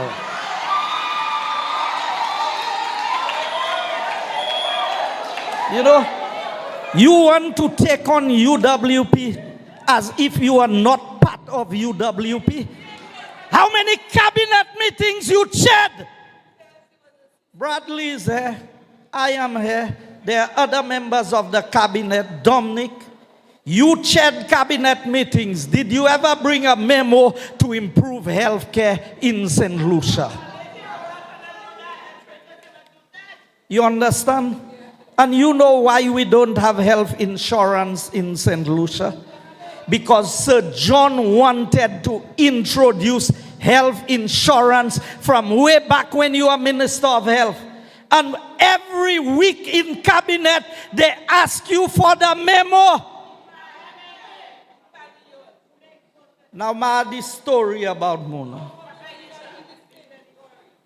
When Sir John, may his soul rest in peace, was at Tapion Hospital, and Louis George was told Sir John is there. And he said, I'm not going and see Sir John. Louis George said he's not going and see Sir John. And he was taken by the hand and brought inside. And his last words to Sir John was, I will never forgive you for what Stephenson King did to healthcare in St. Lucia. Because you know why? Louis George used to be in the corridors of Tapion Hospital, waiting when the hospital would have a little mercy on him to give him dialysis. We sat in a cabinet with Stephenson King between 2007 and 2011. We made a decision because Louis George had served this country admirably as a minister of education. The cabinet made a decision to pay his hospital bill at Tapio. We lost the elections in 2011. Stephenson King, as Minister of Finance, never carried through. We paid the bill for Louis George. You know who paid the bill for Louis George when he came in? Kenny Anthony in 2011 when he became Prime Minister the third time in this country. Stephenson King, you should be ashamed to open your mouth and talk about healthcare in St. Lucia because you are disgraced to the United Workers' Party and its values and what we stand for. Your heart did not fall. Ciao pas tombé pour un homme who served a cabinet, a SAMEP. And you know, I love Alan Chasney.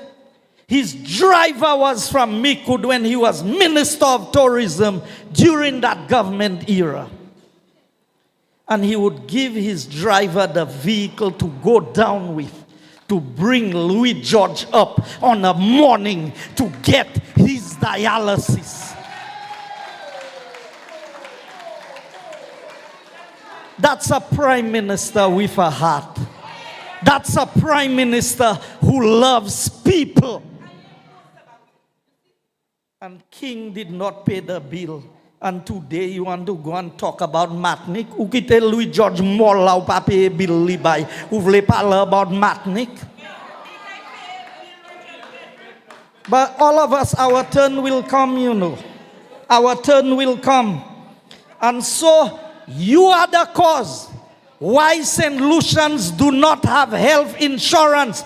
Because everybody who knew Sir John knew that when Sir John promised you something, he delivered on it.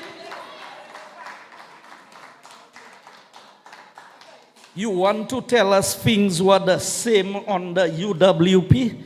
So what you in essence, what you are saying, Stephenson King, is that the doctors from the Medical and Dental Association lied. That's what you're saying. The doctors were the ones who wrote and said, healthcare is the worst it has ever been in the history of this country. Or the House Minister of Health. L'autre Minister of Health, who pas fait ça, ou supposé faire. But all of a sudden you become Minister of Health. So you know UWP didn't do this and UWP didn't do that. And you want to talk as if you are not part of it. But I know why you say you are not part of it. Because all the time we were working to deliver for the people of St. Lucia, you were working to sabotage the UWP government. Because you're already in discussion with Labour. Now SLP supporters begin to understand who they are dealing with. I heard them on Newspin.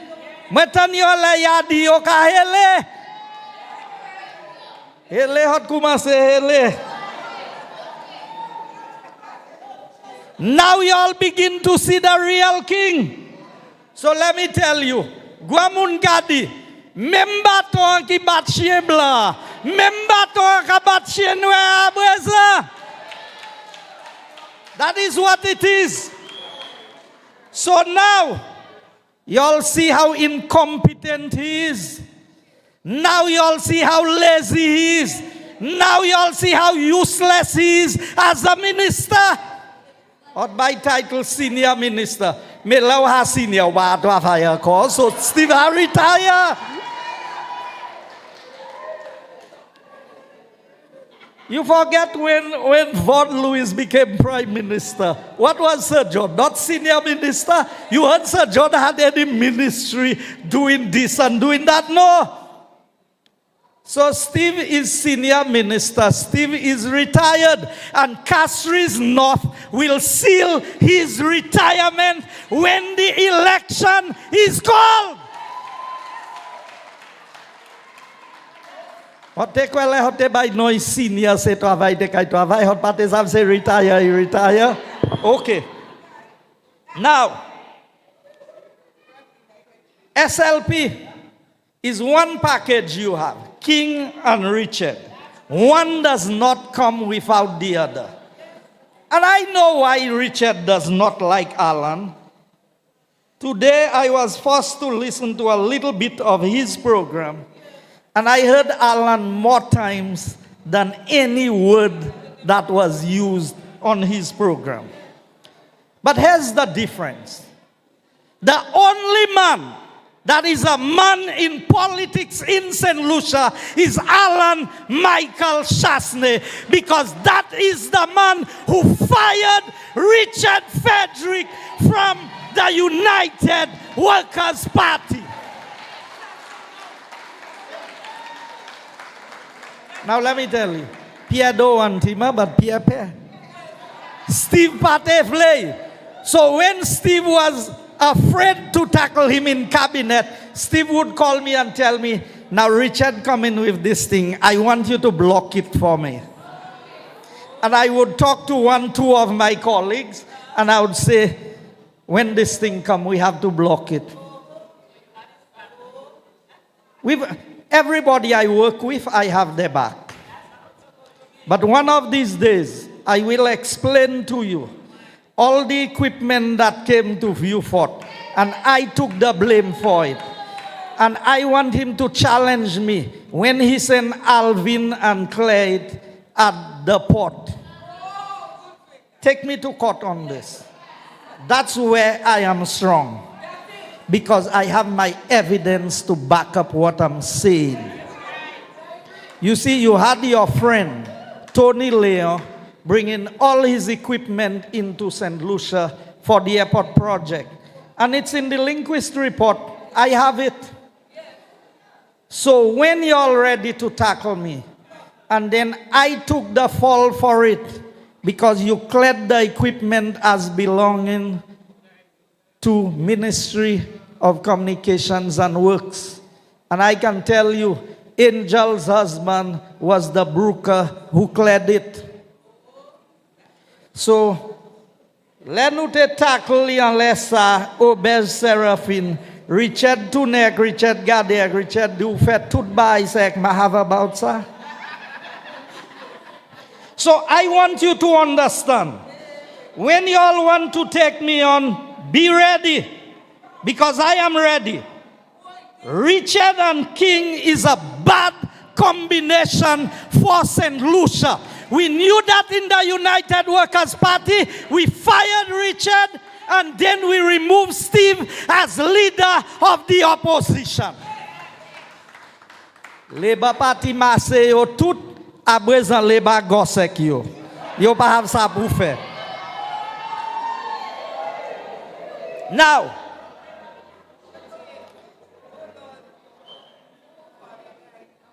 you remember when Marjorie was on the beach in Casaba? Flabo was in office. Jack don't want me to bathe on my beach. So I want to know what happened to Marie's fish shack now.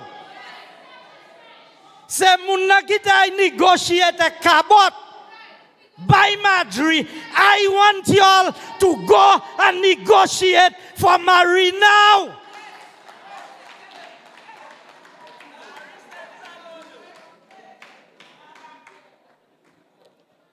Philip J. Pierre, Richard Frederick, and all those who are marching on the beach in Kazamba. We need you all by Redri now. Nous besoin hot là. Because the lady has been there and you all refuse to renew her list. Ek apre hala pou hotel la ne hot vlei paye pou sot koye la. Pierre told you, I will never put you under an airport debt like what Alan Chasney was doing. This week I saw the report. They make the airport smaller, but it's going to cost more money. I want somebody to explain that to me. You do pas faire airport upstairs and downstairs because Pierre dit pas jamais ouais airport upstairs and downstairs. At St. Vincent Airport, a terminal upstairs and downstairs, you know. But he said never see an airport terminal with upstairs and downstairs. But today, Mr. Prime Minister, again you lied to us. You told us you never put the children of St. Lucia under that pressure of having to pay a debt.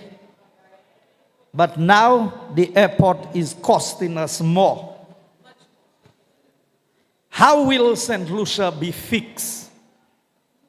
Certainly, Labour Party cannot do it. What is happening in our country is not right. A total breakdown of every key area: healthcare, cost of living, crime, and these days even freedom of speech is on the fret. I am concerned about our own state of mind in this country. How much will people defend an incompetent government and men who are lazy and corrupt in the name of party politics? A political party is not more important than a country. And so, when my prime minister would do wrong, I would challenge him. And he knew that he came to cabinet with things that we did not support. But that was a consensus-oriented prime minister. He never did things without the support of all his cabinet colleagues. Stevenson King chaired more cabinet meetings than Guy Joseph did when Alan Chasney was prime minister.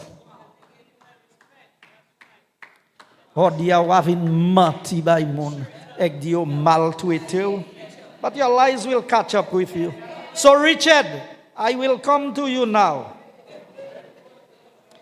All you have to accuse Alan Chasney of now, for all the things you all said, is how much a hotel bill was when he stayed in England. That's all you can find.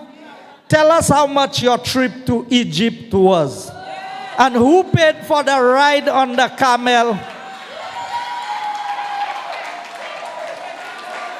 And tell us which minister have accounts in Egypt. Tell us which minister.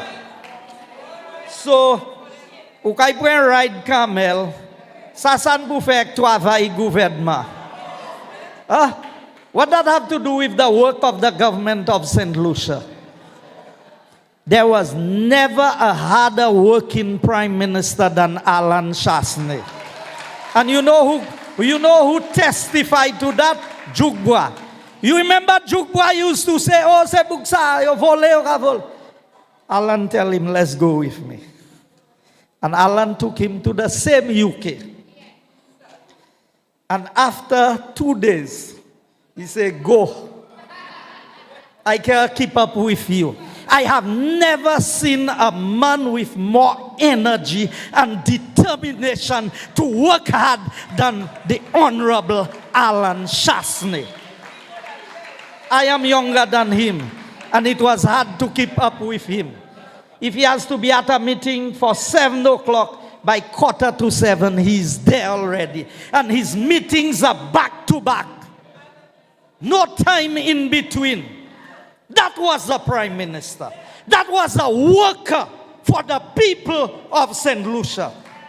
Now, I want to know how a talk show host can get access to smart stream payments. Who in the treasury gave Richard Frederick access to smart stream? Because there is a public relations officer in the prime minister's office. So why Riani didn't come and report on what Honorable Alan Chasney challenged Philip J. Pierre on? Why is on Richard's show it has to appear? So it means, Mr. Accountant General, I'm calling on you. I want to know why a minister have access to SmartStream and can take people's personal information, including their credit card information, and display it on television. I tell you, we are in trouble in this country. We are in trouble. So, now, all the time I kept on telling you all the things Richard saying was on behalf of Pierre.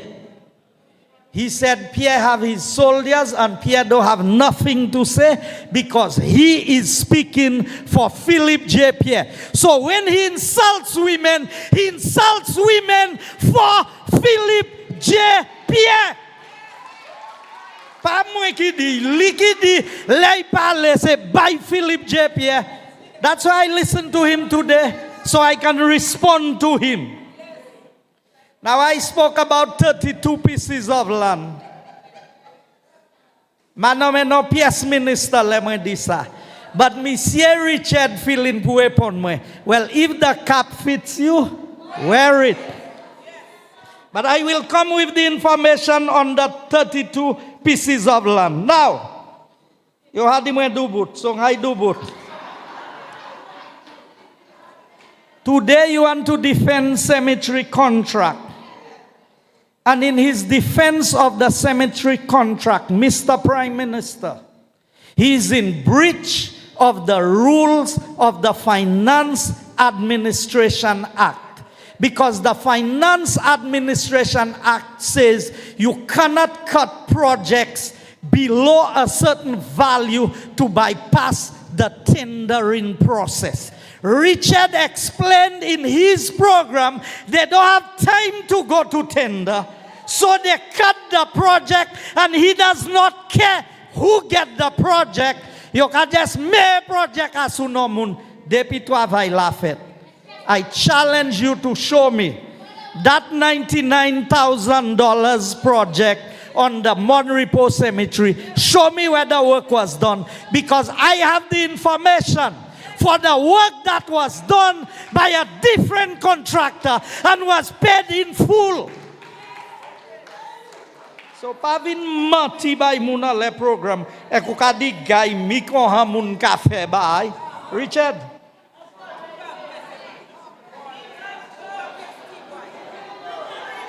You see, the difference with you and I is that I stand by what I say and I can defend what I say.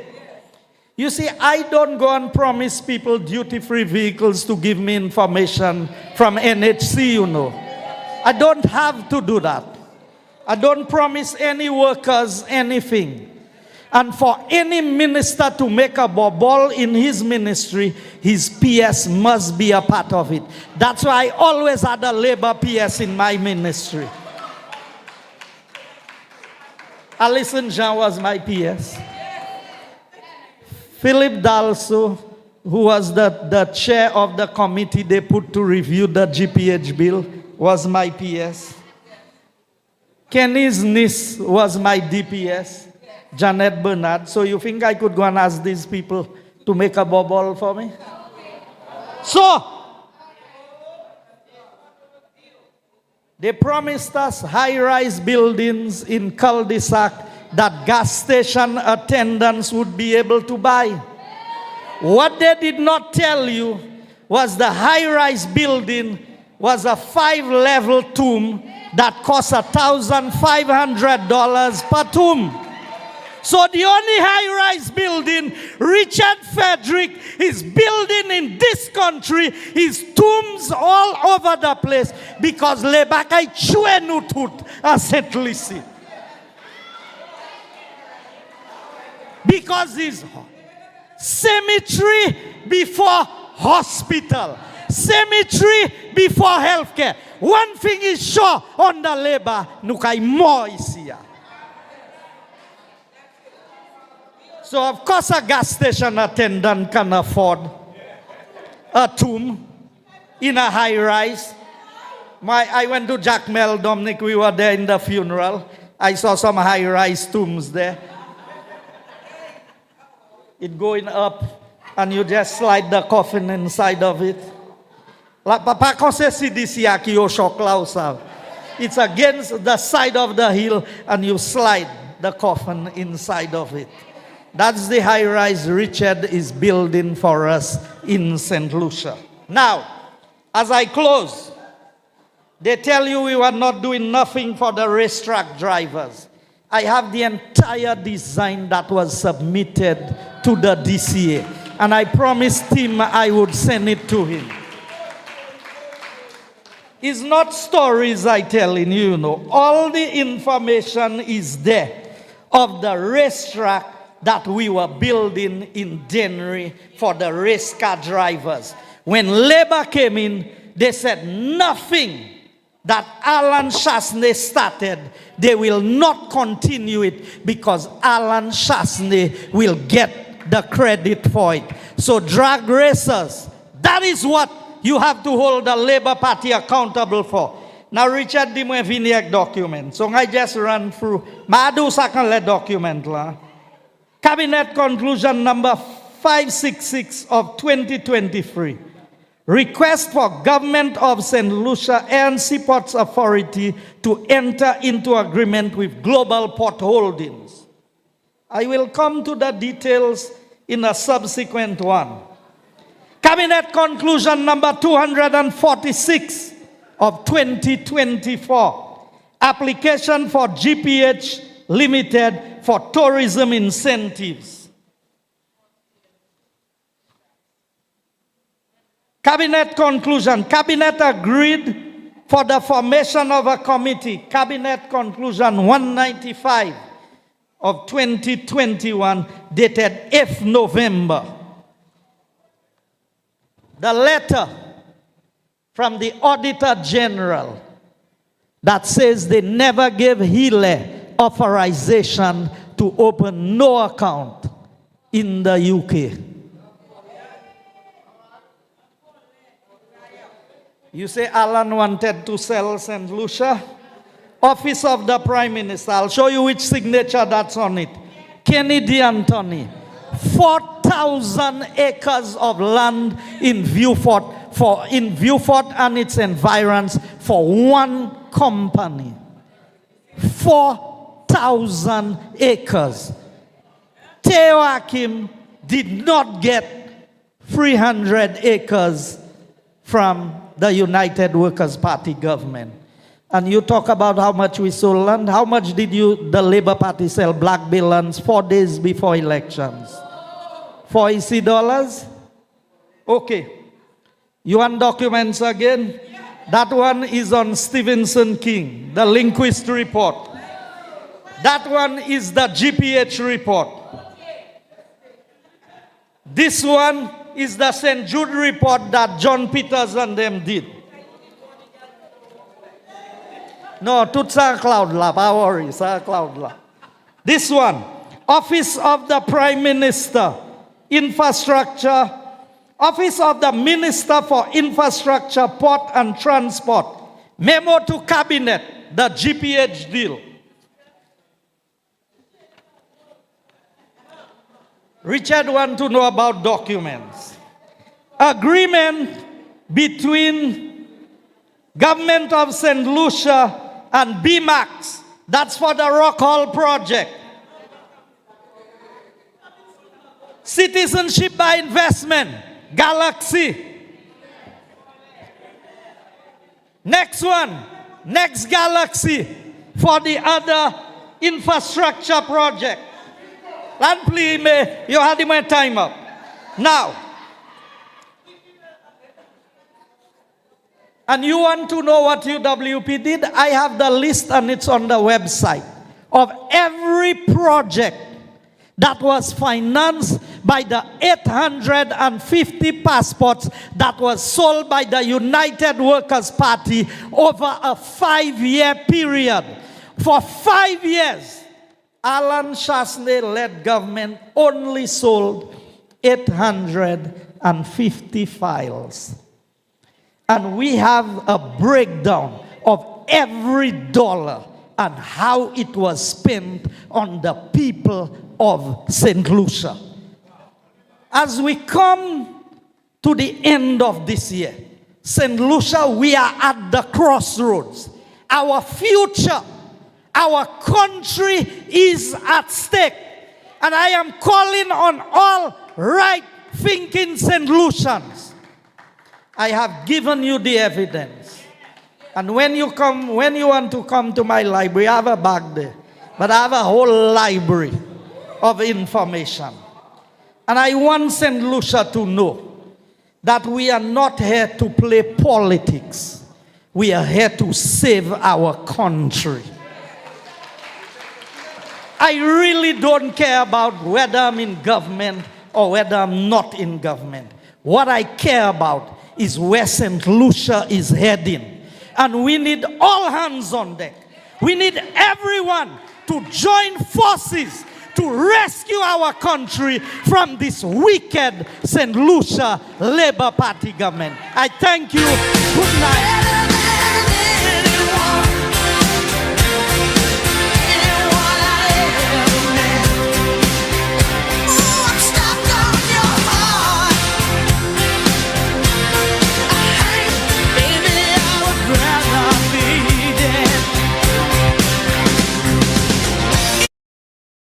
Very good. Bon. Mani tellement document qu'on gagne, mais on se fera moi vle mouche onti document oui. Because last week Philippe sat together with Stephenson King. So if you realize the body language, you probably tell me Philippe ka met tête li attaque a di awa ek met oui. And Stephenson King a dit, bon Dieu, où savent, monsieur pas même ça, faire. So, King he said, and very much. And guess what? He was the former Minister of Tourism. And ladies and gentlemen, tonight, I want to introduce my friend, Dominic Ferry, the next district representative of Ancillary Canaries. Give him a big hand, please. Preacher man, don't tell me. Rights. Well, I am going to stand up for my rights tonight because there were some things said about me on a certain talk show that I must clear up and I must respond to. Now, when we planned this meeting, I planned that we were going to talk about healthcare, we would talk about your life, talk about cost of living, talk about crime. Never ever in my plan did I ever plan to speak about Richard Frederick. But if you mention my name, my friend, as small as you think I am going to defend myself, and I am defending myself tonight. So Richard Frederick goes on his show, and he says that there are staff from his ministry that give myself and poor Timothy Polio documents. Now, I don't know if it's because I short and Tim short, he figure he can bully us. I don't know about Tim, but you cannot bully me, my brother. I can take anything you throw at me.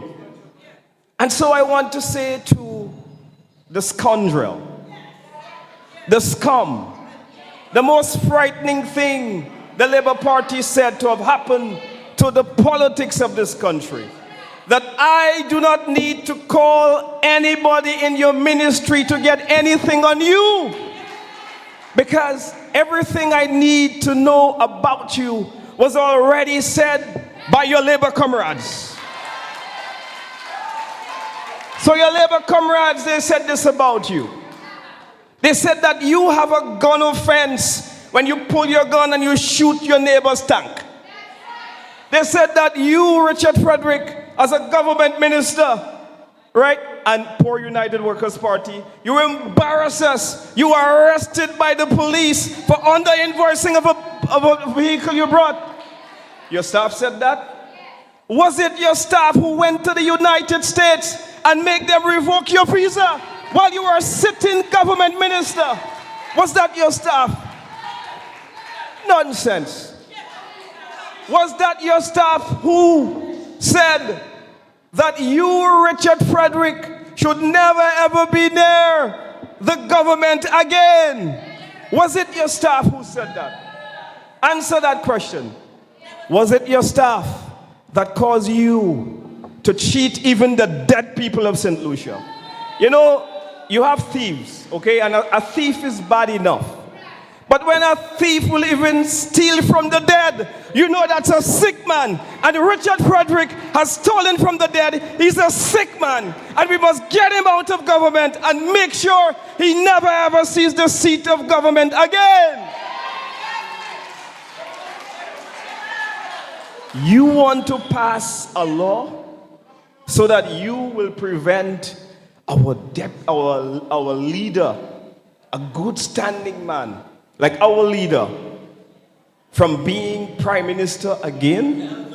My advice to you, Richard, pass a law so that guys like you should never ever see government again. Now, like Nancy, like Guy, I saw the Facebook post about the heart attack. Where's Rush Clark? Come up here. Come up here, Rush Clark. Rush, come up here. Come up here, Rush. Come up here, Rush. So this is what I'm going to say to Richard tonight. When we put this young man to sit as the next parliamentary representative of Castries, we hope that you do not get a heart attack, because we will rush you out of the constituency. Rush him out! Rush him out! When we put this young man, we hope that you do not get a heart attack, because we are good people. We do not wish bad on anybody, not even you. But I'm going to say to you, we warn you. We warn you tonight, we are coming for that constituency, and we will be victorious. Thank you, Rush.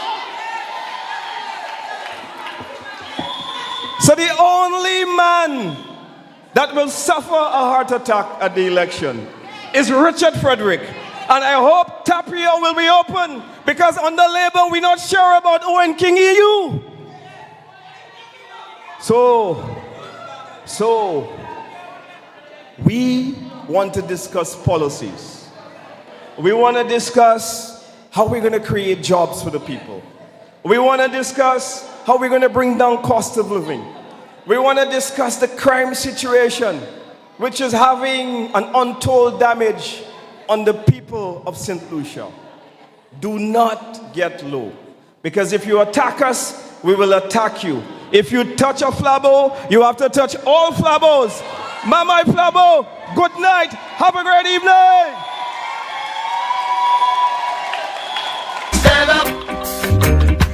Stand up for your right. Get up, stand up. Don't give up the fight. Get up, stand up. Stand up for your right. Get up, stand up.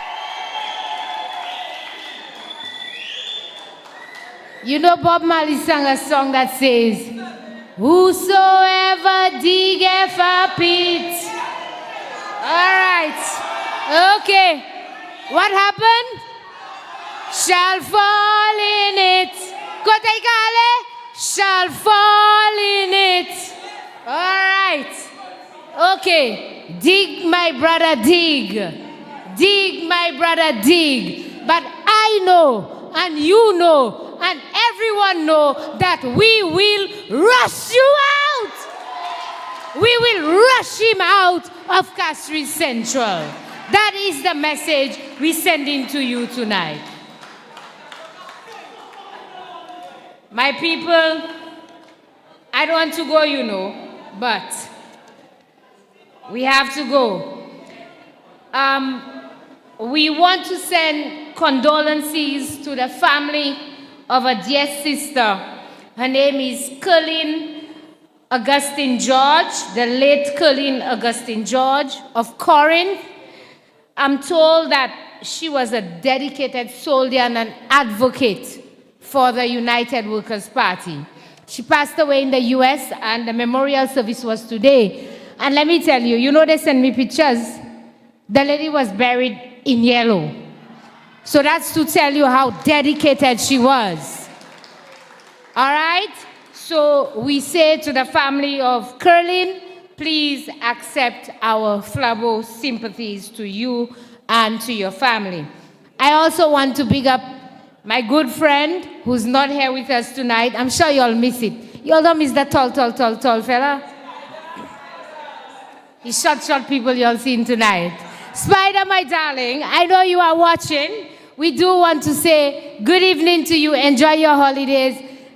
They tell me they will pay me double your salary because I'm shorter than you, so I'm enjoying it, you know. So, but good evening to our PRO, Spider, who's not there with us. And like I've always said, Flabo is never short of neither a man, neither a woman. All right. Now, before I call on the next speaker, the people of Castries, North told me to tell you like that. That's how they tell me to tell you like that, so I'm telling you like that. They tell me because the man here, we're going to have a meeting in Castries North tonight.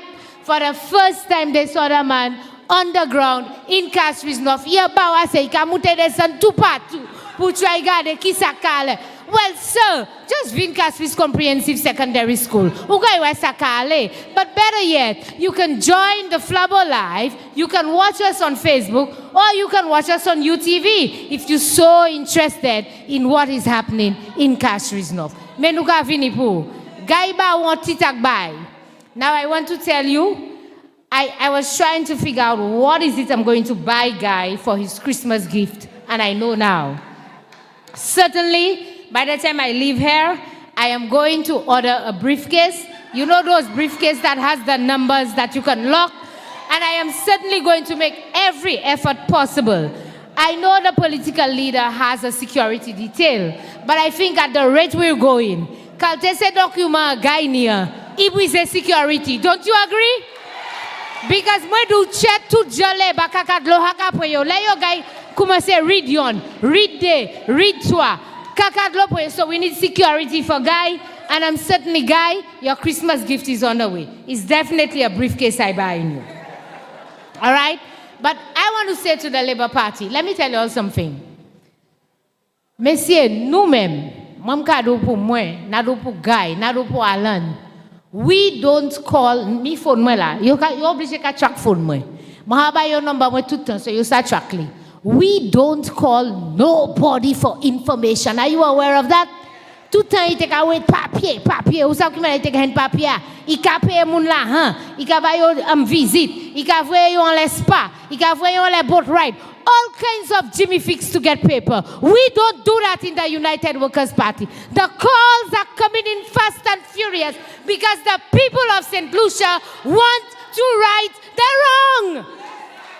Your Abawa say people cannot take it no more. So I am telling you, Richard, Usa Ashe, Usa Gade, Usa Gisla Gade. We don't call nobody. They send the information to us because they are tired of you and the St. Lucia Labour Party. That is what is happening in this country. Kodi Gaitedi, ouais, même bâton qui bat chien blanc, il même qui bat chien noir. Actuellement, point bâton actuellement. Take it.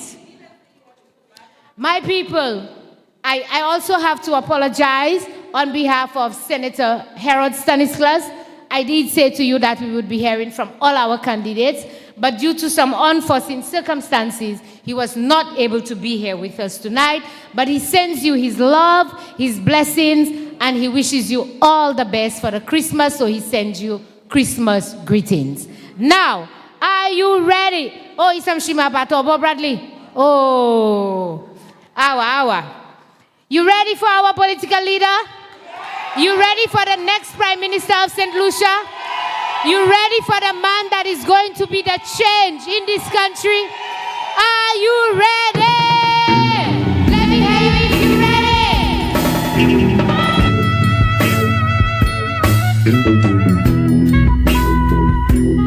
you're Action speaks louder than words. Don't be deceived by all those fancy talkers.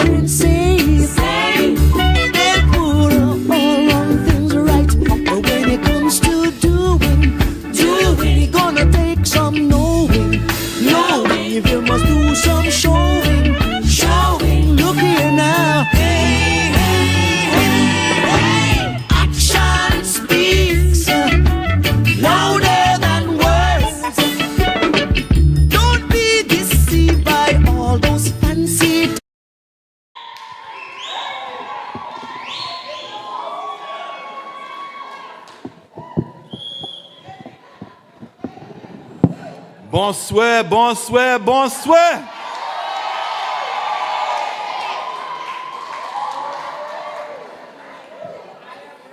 I have to tell you, after listening to the speakers tonight, I honestly believe that if I had to retire tonight, United Workers' Party is strong and has a vision, and they have a future for this country. To all of you who helped put again this event, all the persons behind the scenes, the secretariat, all the persons who are part of our campaign committee, all the persons from the constituency branches, and I would like certainly, because they don't get enough recognition for the work that they're doing, is the chairpersons of our constituency branches, to you and to your executives, thank you.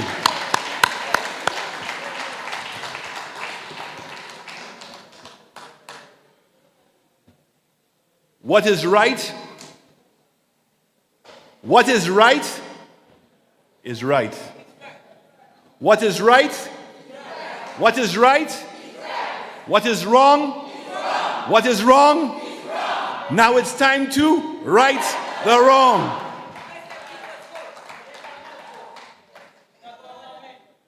Sometimes, in order to know what is coming, we must examine the past. Because history repeats itself. There's so much to learn from the past. We look at history books, and as time goes by, we see the same mistakes happening over and over again. We see characteristics of people, and they never change. They are what they are. That's why I say action speaks louder than words. Because there are people amongst us that are professional con artists. People that will come and give you a half-truth and speak it with the greatest amount of sincerity. But at the end of the day, it's all about themselves.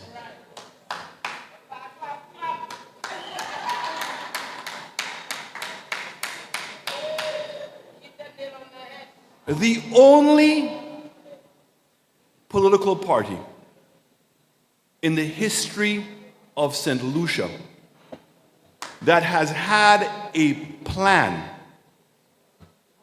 and an ideology that stays consistent is the United Workers' Party.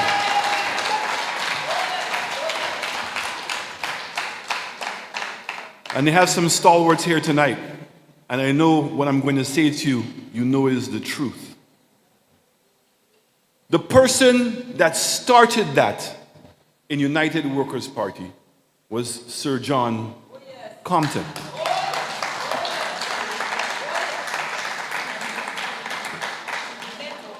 And Sir John started his political career in the Labour Party. But it's when he realized that the Labour Party was more about themselves than they were about the country, he knew it was time to leave. And he went and he looked for people who came from Labour, Bousquet brothers, people who came from other political parties, Henry Giraudy, George Mallet, George Mason. And he brought those people together because they shared an aspiration to develop St. Lucia. And even in those days, when he began in labor,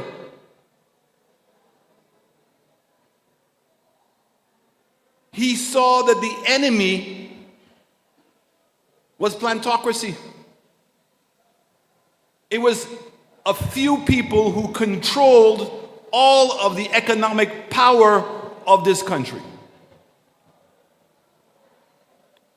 And he went to war. And he was considered to be a revolutionist. People were fearful of Sir John. They used to call him the Jack Spaniard. Why? Because to change the lives of the people in the valley and in the south, he was prepared to take on anyone and to stand up to anyone to bring that change to this country. And after he toiled to bring about that change, he saw that the Labour Party was satisfied with that, but were not prepared to finish the job, to make sure that St. Lucians could replace those people who owned the land before, and they could prosper for themselves. And that is why he left the Labour Party. And he brought a dream, a vision, a hope, an aspiration, an energy, a focus to bring change to St. Lucia. It was Sir John who understood land was key. And so dividing the land and giving the land to St. Lucians to be able to plant bananas. But he knew it was not just enough to give them the land. He knew he had to give them more. So he built feeder roads. He brought water to the communities. He brought healthcare centers to the communities. He brought schools to the communities. He created Windband, Windfresh, Windera to do the boxes. He gave duty-free concessions to the farmers, vehicles. He put in an agricultural bank to lend them money. He didn't just say, we're going to change things. He put things in action. And what did the Labour Party accuse him of? Oh, he was only interested in infrastructure. Tunnel vision. When he went and made the changes in Groselet, he took land that was full of mosquitoes and transformed it to what it is today. Sir John saw that many, many, many years ago. But the Labour Party did everything in their power to prevent it from happening. When he was building the tunnel, he knew that Castries needed a bypass road. Labour Party said, no, not good. When he filled in Prince Alfred Basin and he brought the cargo to Castries, Pabo, that's what they told him, cannot be done. When he moved the people from the Conway and he put them in Cicero and other parts of St. Lucia, they said it was wrong and it should not be done. What they did not call Sir John. Every day there was on his back. And when St. Lucia gave the Labour Party a chance in 1979, they threw it away and they mashed up St. Lucia. And it was Sir John who had to come back in 1981 to rescue St. Lucia again.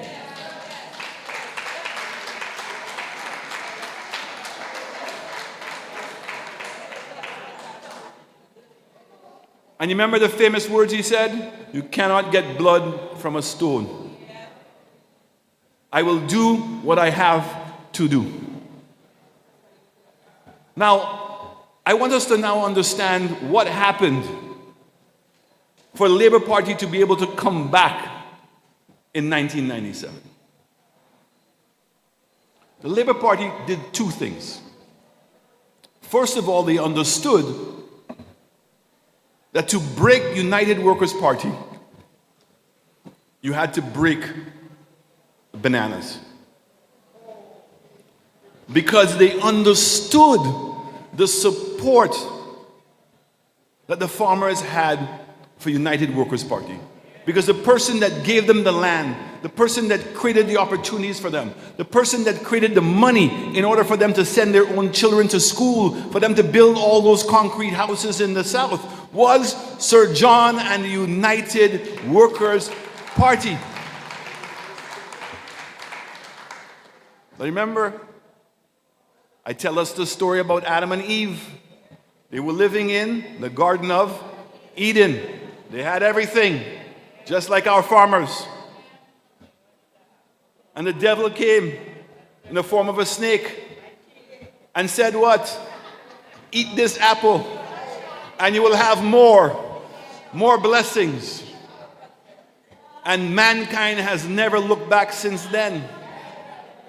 We were betrayed. So the Labour Party understood that what they had to do was to cause the farmers to betray the United Workers' Party. And how did they do that? How did they do that? They went and told the farmers that the government was stealing from them, that there was more money, that if they were running their own business, they could get more money.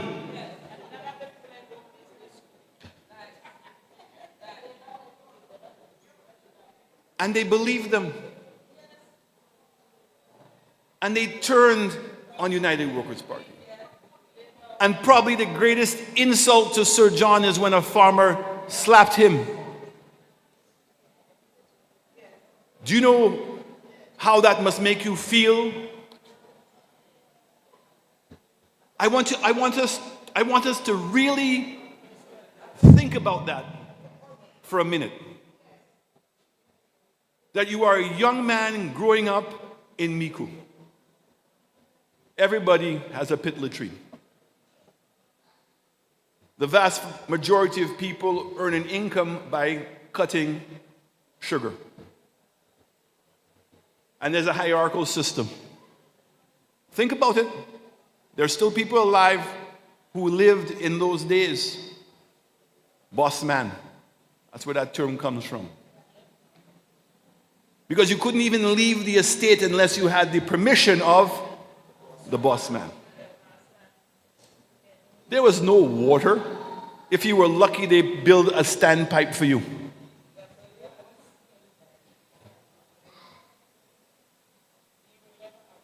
If your children wanted to go to secondary school, they had to leave the south and go to the north, because that's the only place that they had secondary schools. That's where Sir John started. And so think of this idea of this young man to transform his community. And he didn't lead from the back. He led from the front. A young man that had already left and went and worked in oil and ended up making enough money to go and educate himself at the London School of Economics and to become a lawyer. So it wasn't to say that Sir John had to stay in Miku and toil with everybody. He didn't have to do that. He didn't have to stay in the valley. He could have moved to Castries. But he stayed there and he allowed his actions to speak louder than words.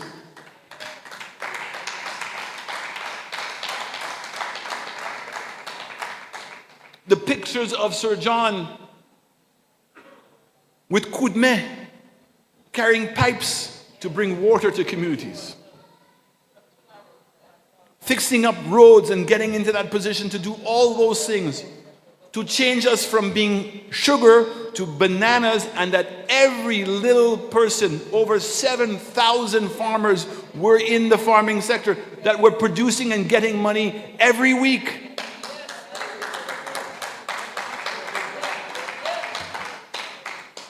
You built schools, you built the airport in the south, you built a hotel in the south.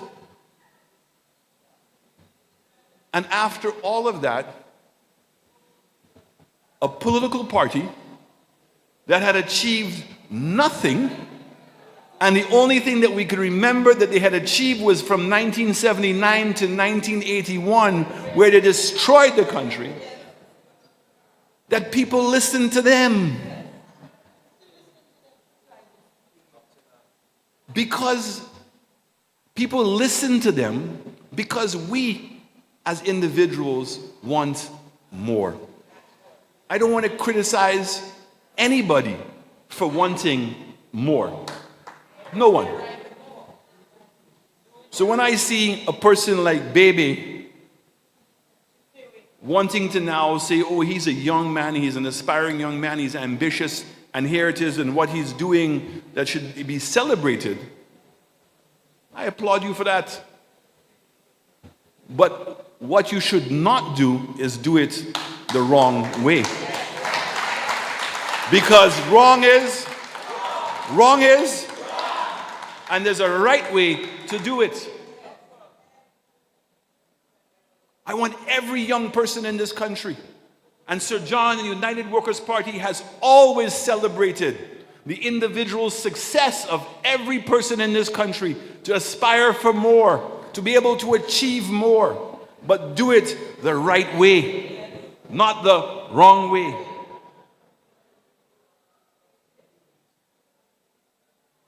So the Labour Party went out and convinced the farmers that they could do better, and that it was time for us to transition into tourism. And between 1997, and today, where is it? What did they achieve? All they achieved was to create debt in the country. They have destroyed all of the institutions in our country. And so all of a sudden now, the Labour Party in 2006, who were ready to go for their third term, and the people of St. Lucia gave them a 6 for a 9. And they once again entrusted the future of St. Lucia into the hands of Sir John. Sadly for all of us, Sir John died. I was there. And we went around and we supported Stephenson King. But before that even happened, the person that was going to be the leader of the United Workers' Party that had already run in the election in 1997 was Vaughan Lewis. And the same Labour Party attacked him. Tujusu. That's just one of the stories that they used. And when Sir John came back and Stephenson King was not able to bring Vaughan Lewis in as a leader, Vaughan Lewis went to the other side. And then all of a sudden now, he came from a great family, the Lewises, a great economist, a great achiever, a great man. And obviously he didn't drink anymore. Right? But all of a sudden, what was wrong for them before now had become right. And what was right for us before had become wrong.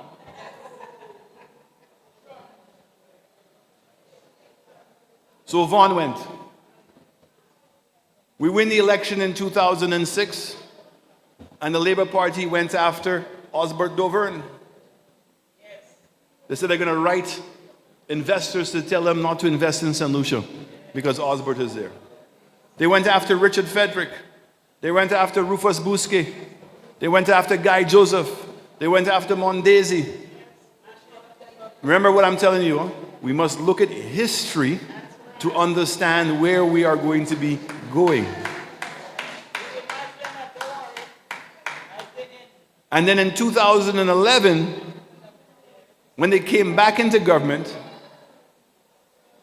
and the same Kenny Anthony cried at the swearing-in ceremony that the people of St. Lucia would have given him another chance.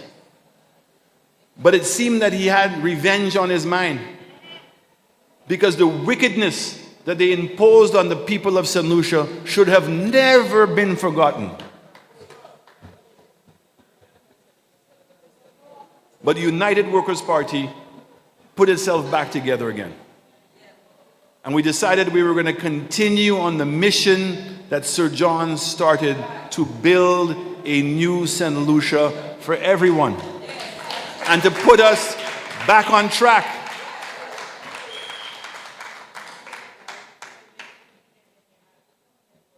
And remember, I had to go through three conventions before the elections. Nobody gave Alan Chasney the leadership of the United Workers' Party. I started off as a senator, and those persons who were in the cabinet with me know I humbled myself, and as a senator, as a young person there, whatever I was supposed to do, get coffee, get water, do whatever I had to do, I did it.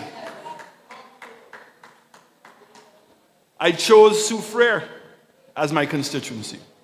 And I'm very grateful to the people in Soufriere who embraced me. And we said that we must now bring a new confidence to Soufriere. My family goes way back in Soufriere. Even when I came here as a young man and working as an economist, one of my first big projects was in Soufriere. And I could see the potential of Soufriere.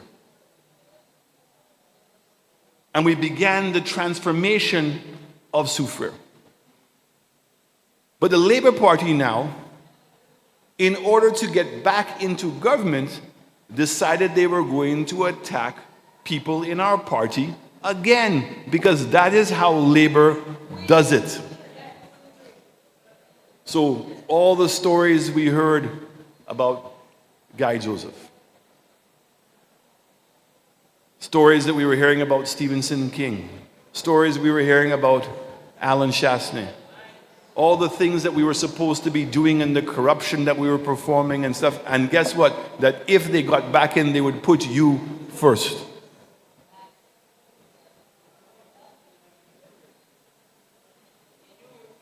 Now, Guy Joseph said something, and it's something that we must think about for a moment.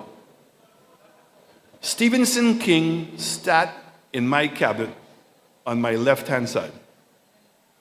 So whenever I got up, the person that took over the chair of the meeting was Stephenson King. We made him the Minister of Infrastructure and Ports, the Minister of Labor. We gave Stephenson King the largest budget in infrastructure in the history of St. Lucia. He got over $30 million a year to fix roads. Stephenson King was put in charge of the largest capital project in St. Lucia, the Hunora International Airport. Stephenson King, through SLASPA, was in charge of what we were going to be doing with the port in Vieux Fort. So does that sound like United Workers' Party disrespected Stephenson King? And that's why a person sent me a video to remind me again. In June of 2021, remember the elections was in July, and Stephenson King left the party at the end of June. So this was June 21st, 10 days before Stephenson King announced that he was going to leave the party, walking the HIA airport and saying what an amazing project it was, that this was going to be the best airport in the Caribbean, and the number of jobs that it was creating. And he said it with, that it was like sincere and he really meant it. And yet 9 days later is the things that he said about the United Workers' Party. So let's go through the names. Vaughan Lewis. When they gave him the pressure, he couldn't take it anymore. He did what? He joined. When we kicked out Richard Frederick, after they cursed him and they did all the things they did to him. They caused him to lose his visa. They said he's the worst thing to happen, and all those things that they said. When he was by himself, which party is Richard Frederick with now? Labour. And he's good now, huh? His past has been erased. He's a good boy. Stephenson King, the messenger, all the things that they said about him, right? Where is he today? Labour. Keith Mondesi, when they went after him and the things that they said about him, where is he today? Mary Polius, Catherine Seelys, where are they today? Okay. Now, listen to me carefully. So the same Labour Party have gone out for the last 15 years to say that Guy Joseph is a crook, a volet. They've spent millions of dollars in investigating Guy Joseph. Do you all remember? He had an apple farm, that he had shares in Fresh Start. So if he had shares in Fresh Start, why would the government give Fresh Start back the contract? Pick sense from nonsense. Linguist investigated Guy. They could find nothing. They found things on Stephenson King. They found things on Alison Jean. They found things on other people, not on Guy Joseph. And Linguist said to them, okay, let me go and try to find Guy Joseph's telephone records in America. As if the telephone records will tell them anything. And the foolish Labour Party paid him money to go and do that. But they were not interested in listening to the truth. Now, I cannot speak for Guy Joseph. But here is a man that I can tell you that from the time I joined the United Workers' Party back in 2006, up until now, I have never met a person more committed and hardworking and dedicated to the people of this country.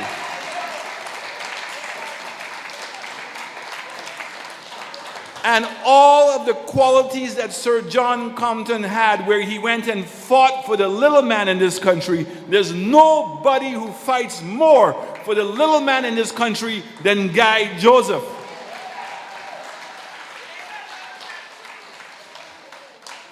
I was there when we had Hurricane Thomas. And every day after cabinet would drive with Guy to go to the Barlil. And he's telling me we're going to get through this in 2 weeks. I said, Guy, there's no way. It seemed like the mountain had become a mountain. And he says, no, we're going to make it through. And the St. Lucian backhoe drivers, the truck drivers, who risked their life to clear the road for us, because the rest of the world could only say they were sorry, but they were not prepared to do anything for us. So after the road got cleared, and we went to CDB to get the money to now fix up the road properly, and CDB said, well, the standard to apply for the contract is this level, which means that none of the people that were working on the project would qualify to get that work. And it's Guy Joseph who said, well, then you're not doing it through me. We'll have to find the money from somewhere else. But there's no way that I'm going to let those people down. And what is the criticism of Guy Joseph? That there's a bunch of contractors from Castries Southeast, and they're getting work? Well, I'm going to tell you what the contractors in my constituency tell me. Suzanne is here, she knows. They said, I wish you were more like Guy Joseph. And that you would fight more for the contractors in our constituency the same way that he fights for the contractors in that constituency. Does that make Guy Joseph a crook because he wants to support the businesses in his own community? Now, if he was doing it, okay, and taking money, right is right, wrong is wrong. I'll never support wrong. I will never support wrong. Because right will always be right.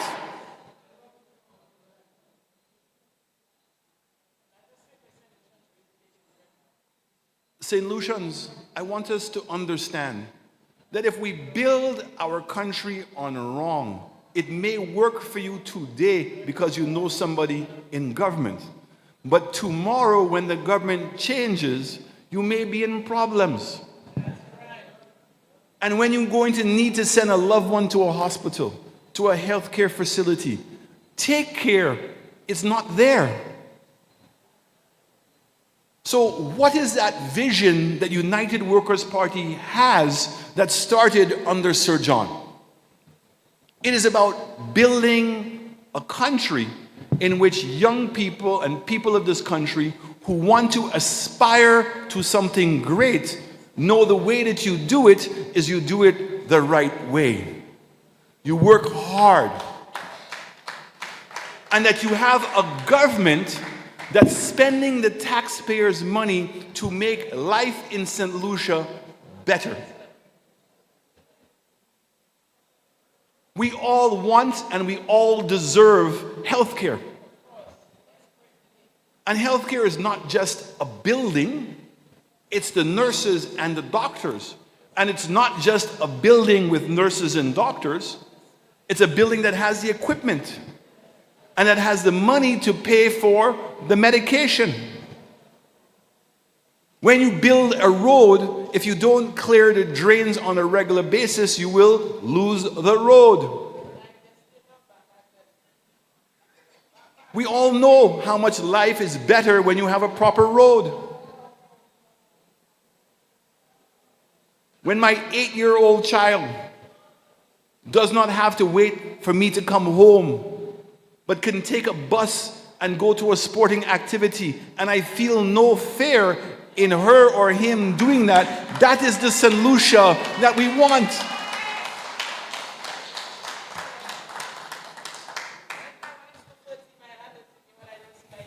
Correct. I see St. Lucians and I speak to St. Lucians, and does everybody want to be a millionaire? Yes.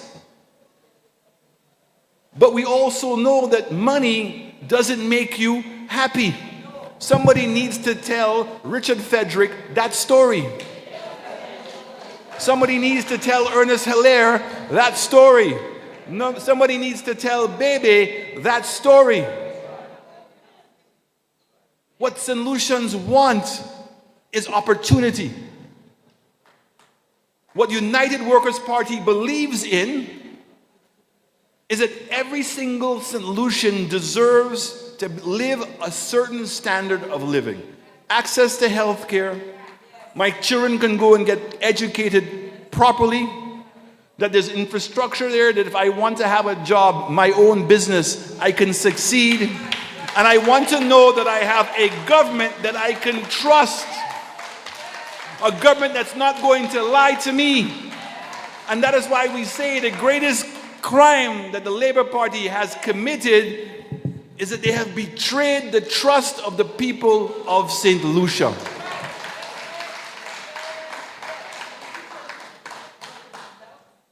How many times are we going to allow history to replay itself? United Workers' Party has always been the party of right, and the Labour Party has always been the party of wrong. And it's time for the right to take over from the wrong. And that's why we say it's time to right the wrong. And it's only on the United Workers' Party that even when we are doing things that are not good, that your voice can be heard, that you can protest and you can do the things and stand up for your own rights. I want us to take a small lesson of what just happened in South Korea. The president grew frustrated, and so he decided to declare martial law, a state of emergency.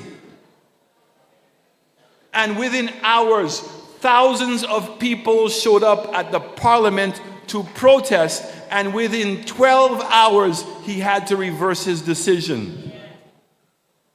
I'm saying to all of us, our country is in a free fall. There's no accountability. The systems that we have there, the civil servants have been corrupted. Civil society has been corrupted. Our justice system has been corrupted. And the only persons that can rescue St. Lucia is us.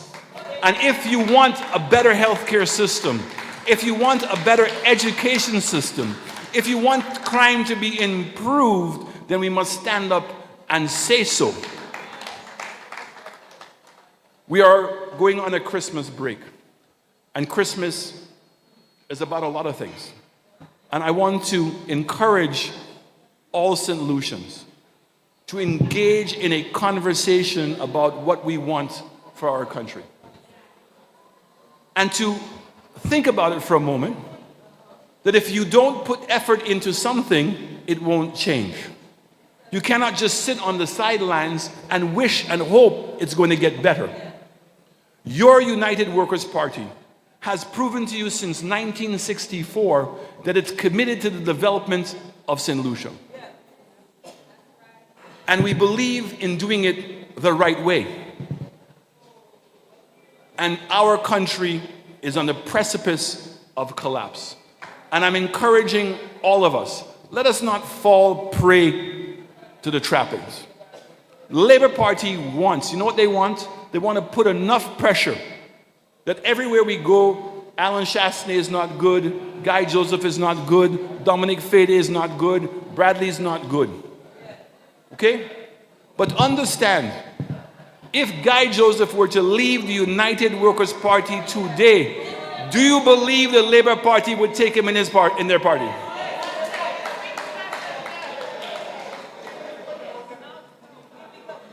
So you have something that is great. The other person wants it. You think they're not going to tell you what you have is no good? In order for you to throw it away to go after something else? Right is, wrong is, wrong is. Are you with me that we're going to right the wrong? Merry Christmas to all of you. Blessings to my constituents in Micoud South. Thank you for your strength. Thank you for your solitude. And I look forward to praying 2025. And let us make some brightly burning. And say, you roll your dark clouds away when it comes to doing, showing. You're gonna take some knowing. Yeah. Hey. Action speaks louder than words. Everybody take their seats. Thanks. We have a couple of things to say and we'll go home. Thank you. Now, guys, members and supporters of the United Workers' Party, this year was a good year to be a UWP. I will repeat, this year was a good year to be a supporter of the United Workers' Party. We brought the lives to you every Sunday as soon as we could. We'll try to improve on it next year.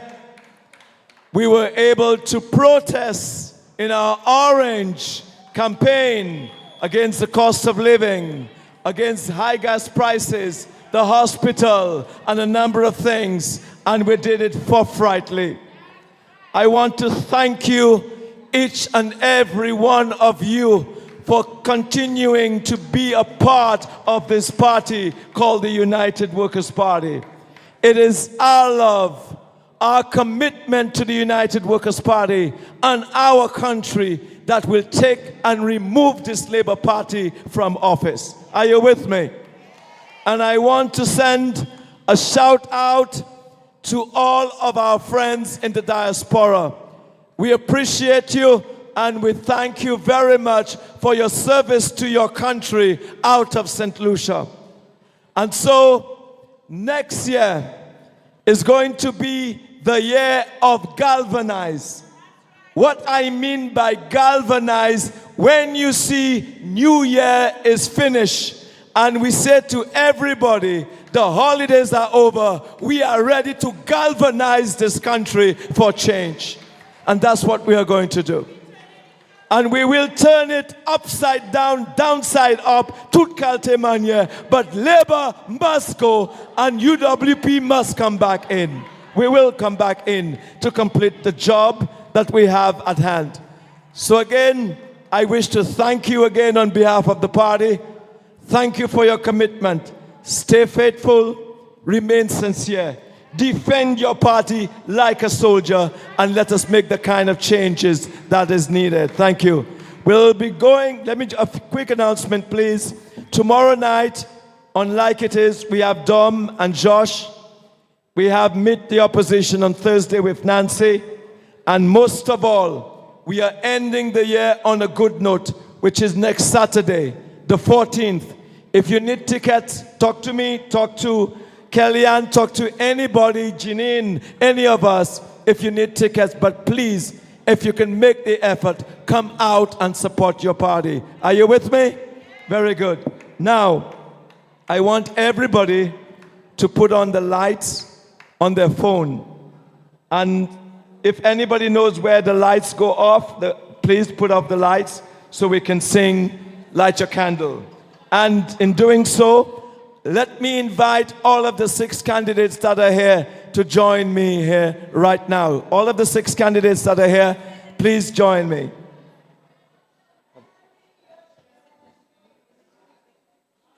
Yeah, and the National Executive, sorry.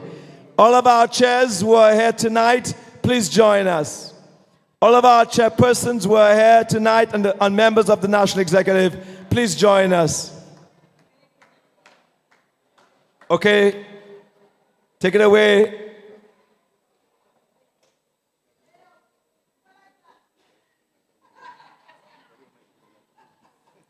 The song plays. Brightly burning, so there is a spirit who brings a fire, ignites a candle, and makes his home. So carry your candle, run to the darkness, seek out the hopeless, confused and torn, and hold out your candle for all to see it. Take your candle and go light your world. Take your candle and go light your world.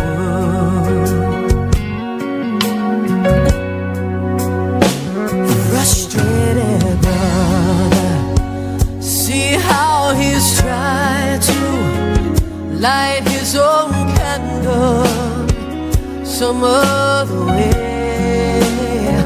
See now your sister, she's been robbed and lied to, still holds a candle without a flame. So carry your candle, run to the darkness, seek out the lonely, the tired and worn, hold out your candle for all to see it. Take your candle and go light your world. Take your candle and go light your world.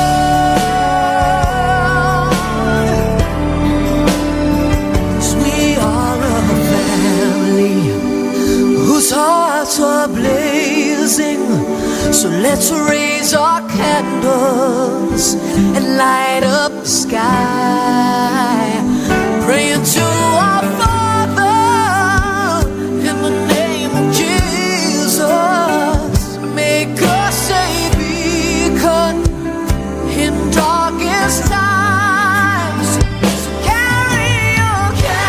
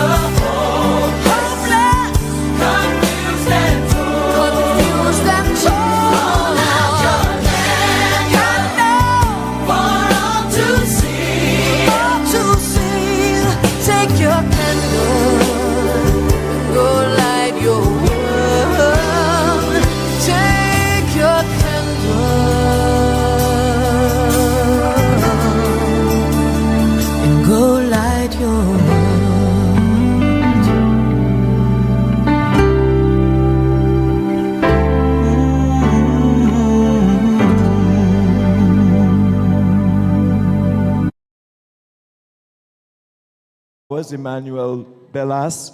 And so, fella, we cannot leave this place if we don't show respect and a moment of silence. 60 seconds, and we're out of here. Okay? So, everybody, silence.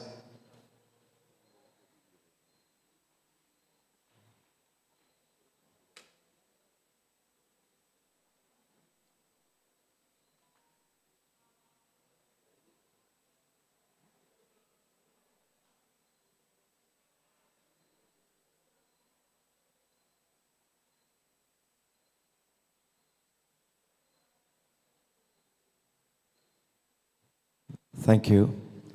And yes. So we hope to see you. The community night is in cul-de-sac, Kamaki's Auto Parts, upstairs there. Community night, Saturday the 14th, from 7 p.m., cul-de-sac, Bexon Highway, Kamaki's Auto Parts, the Kamaki building on the highway. Not the Kamaki in Labe.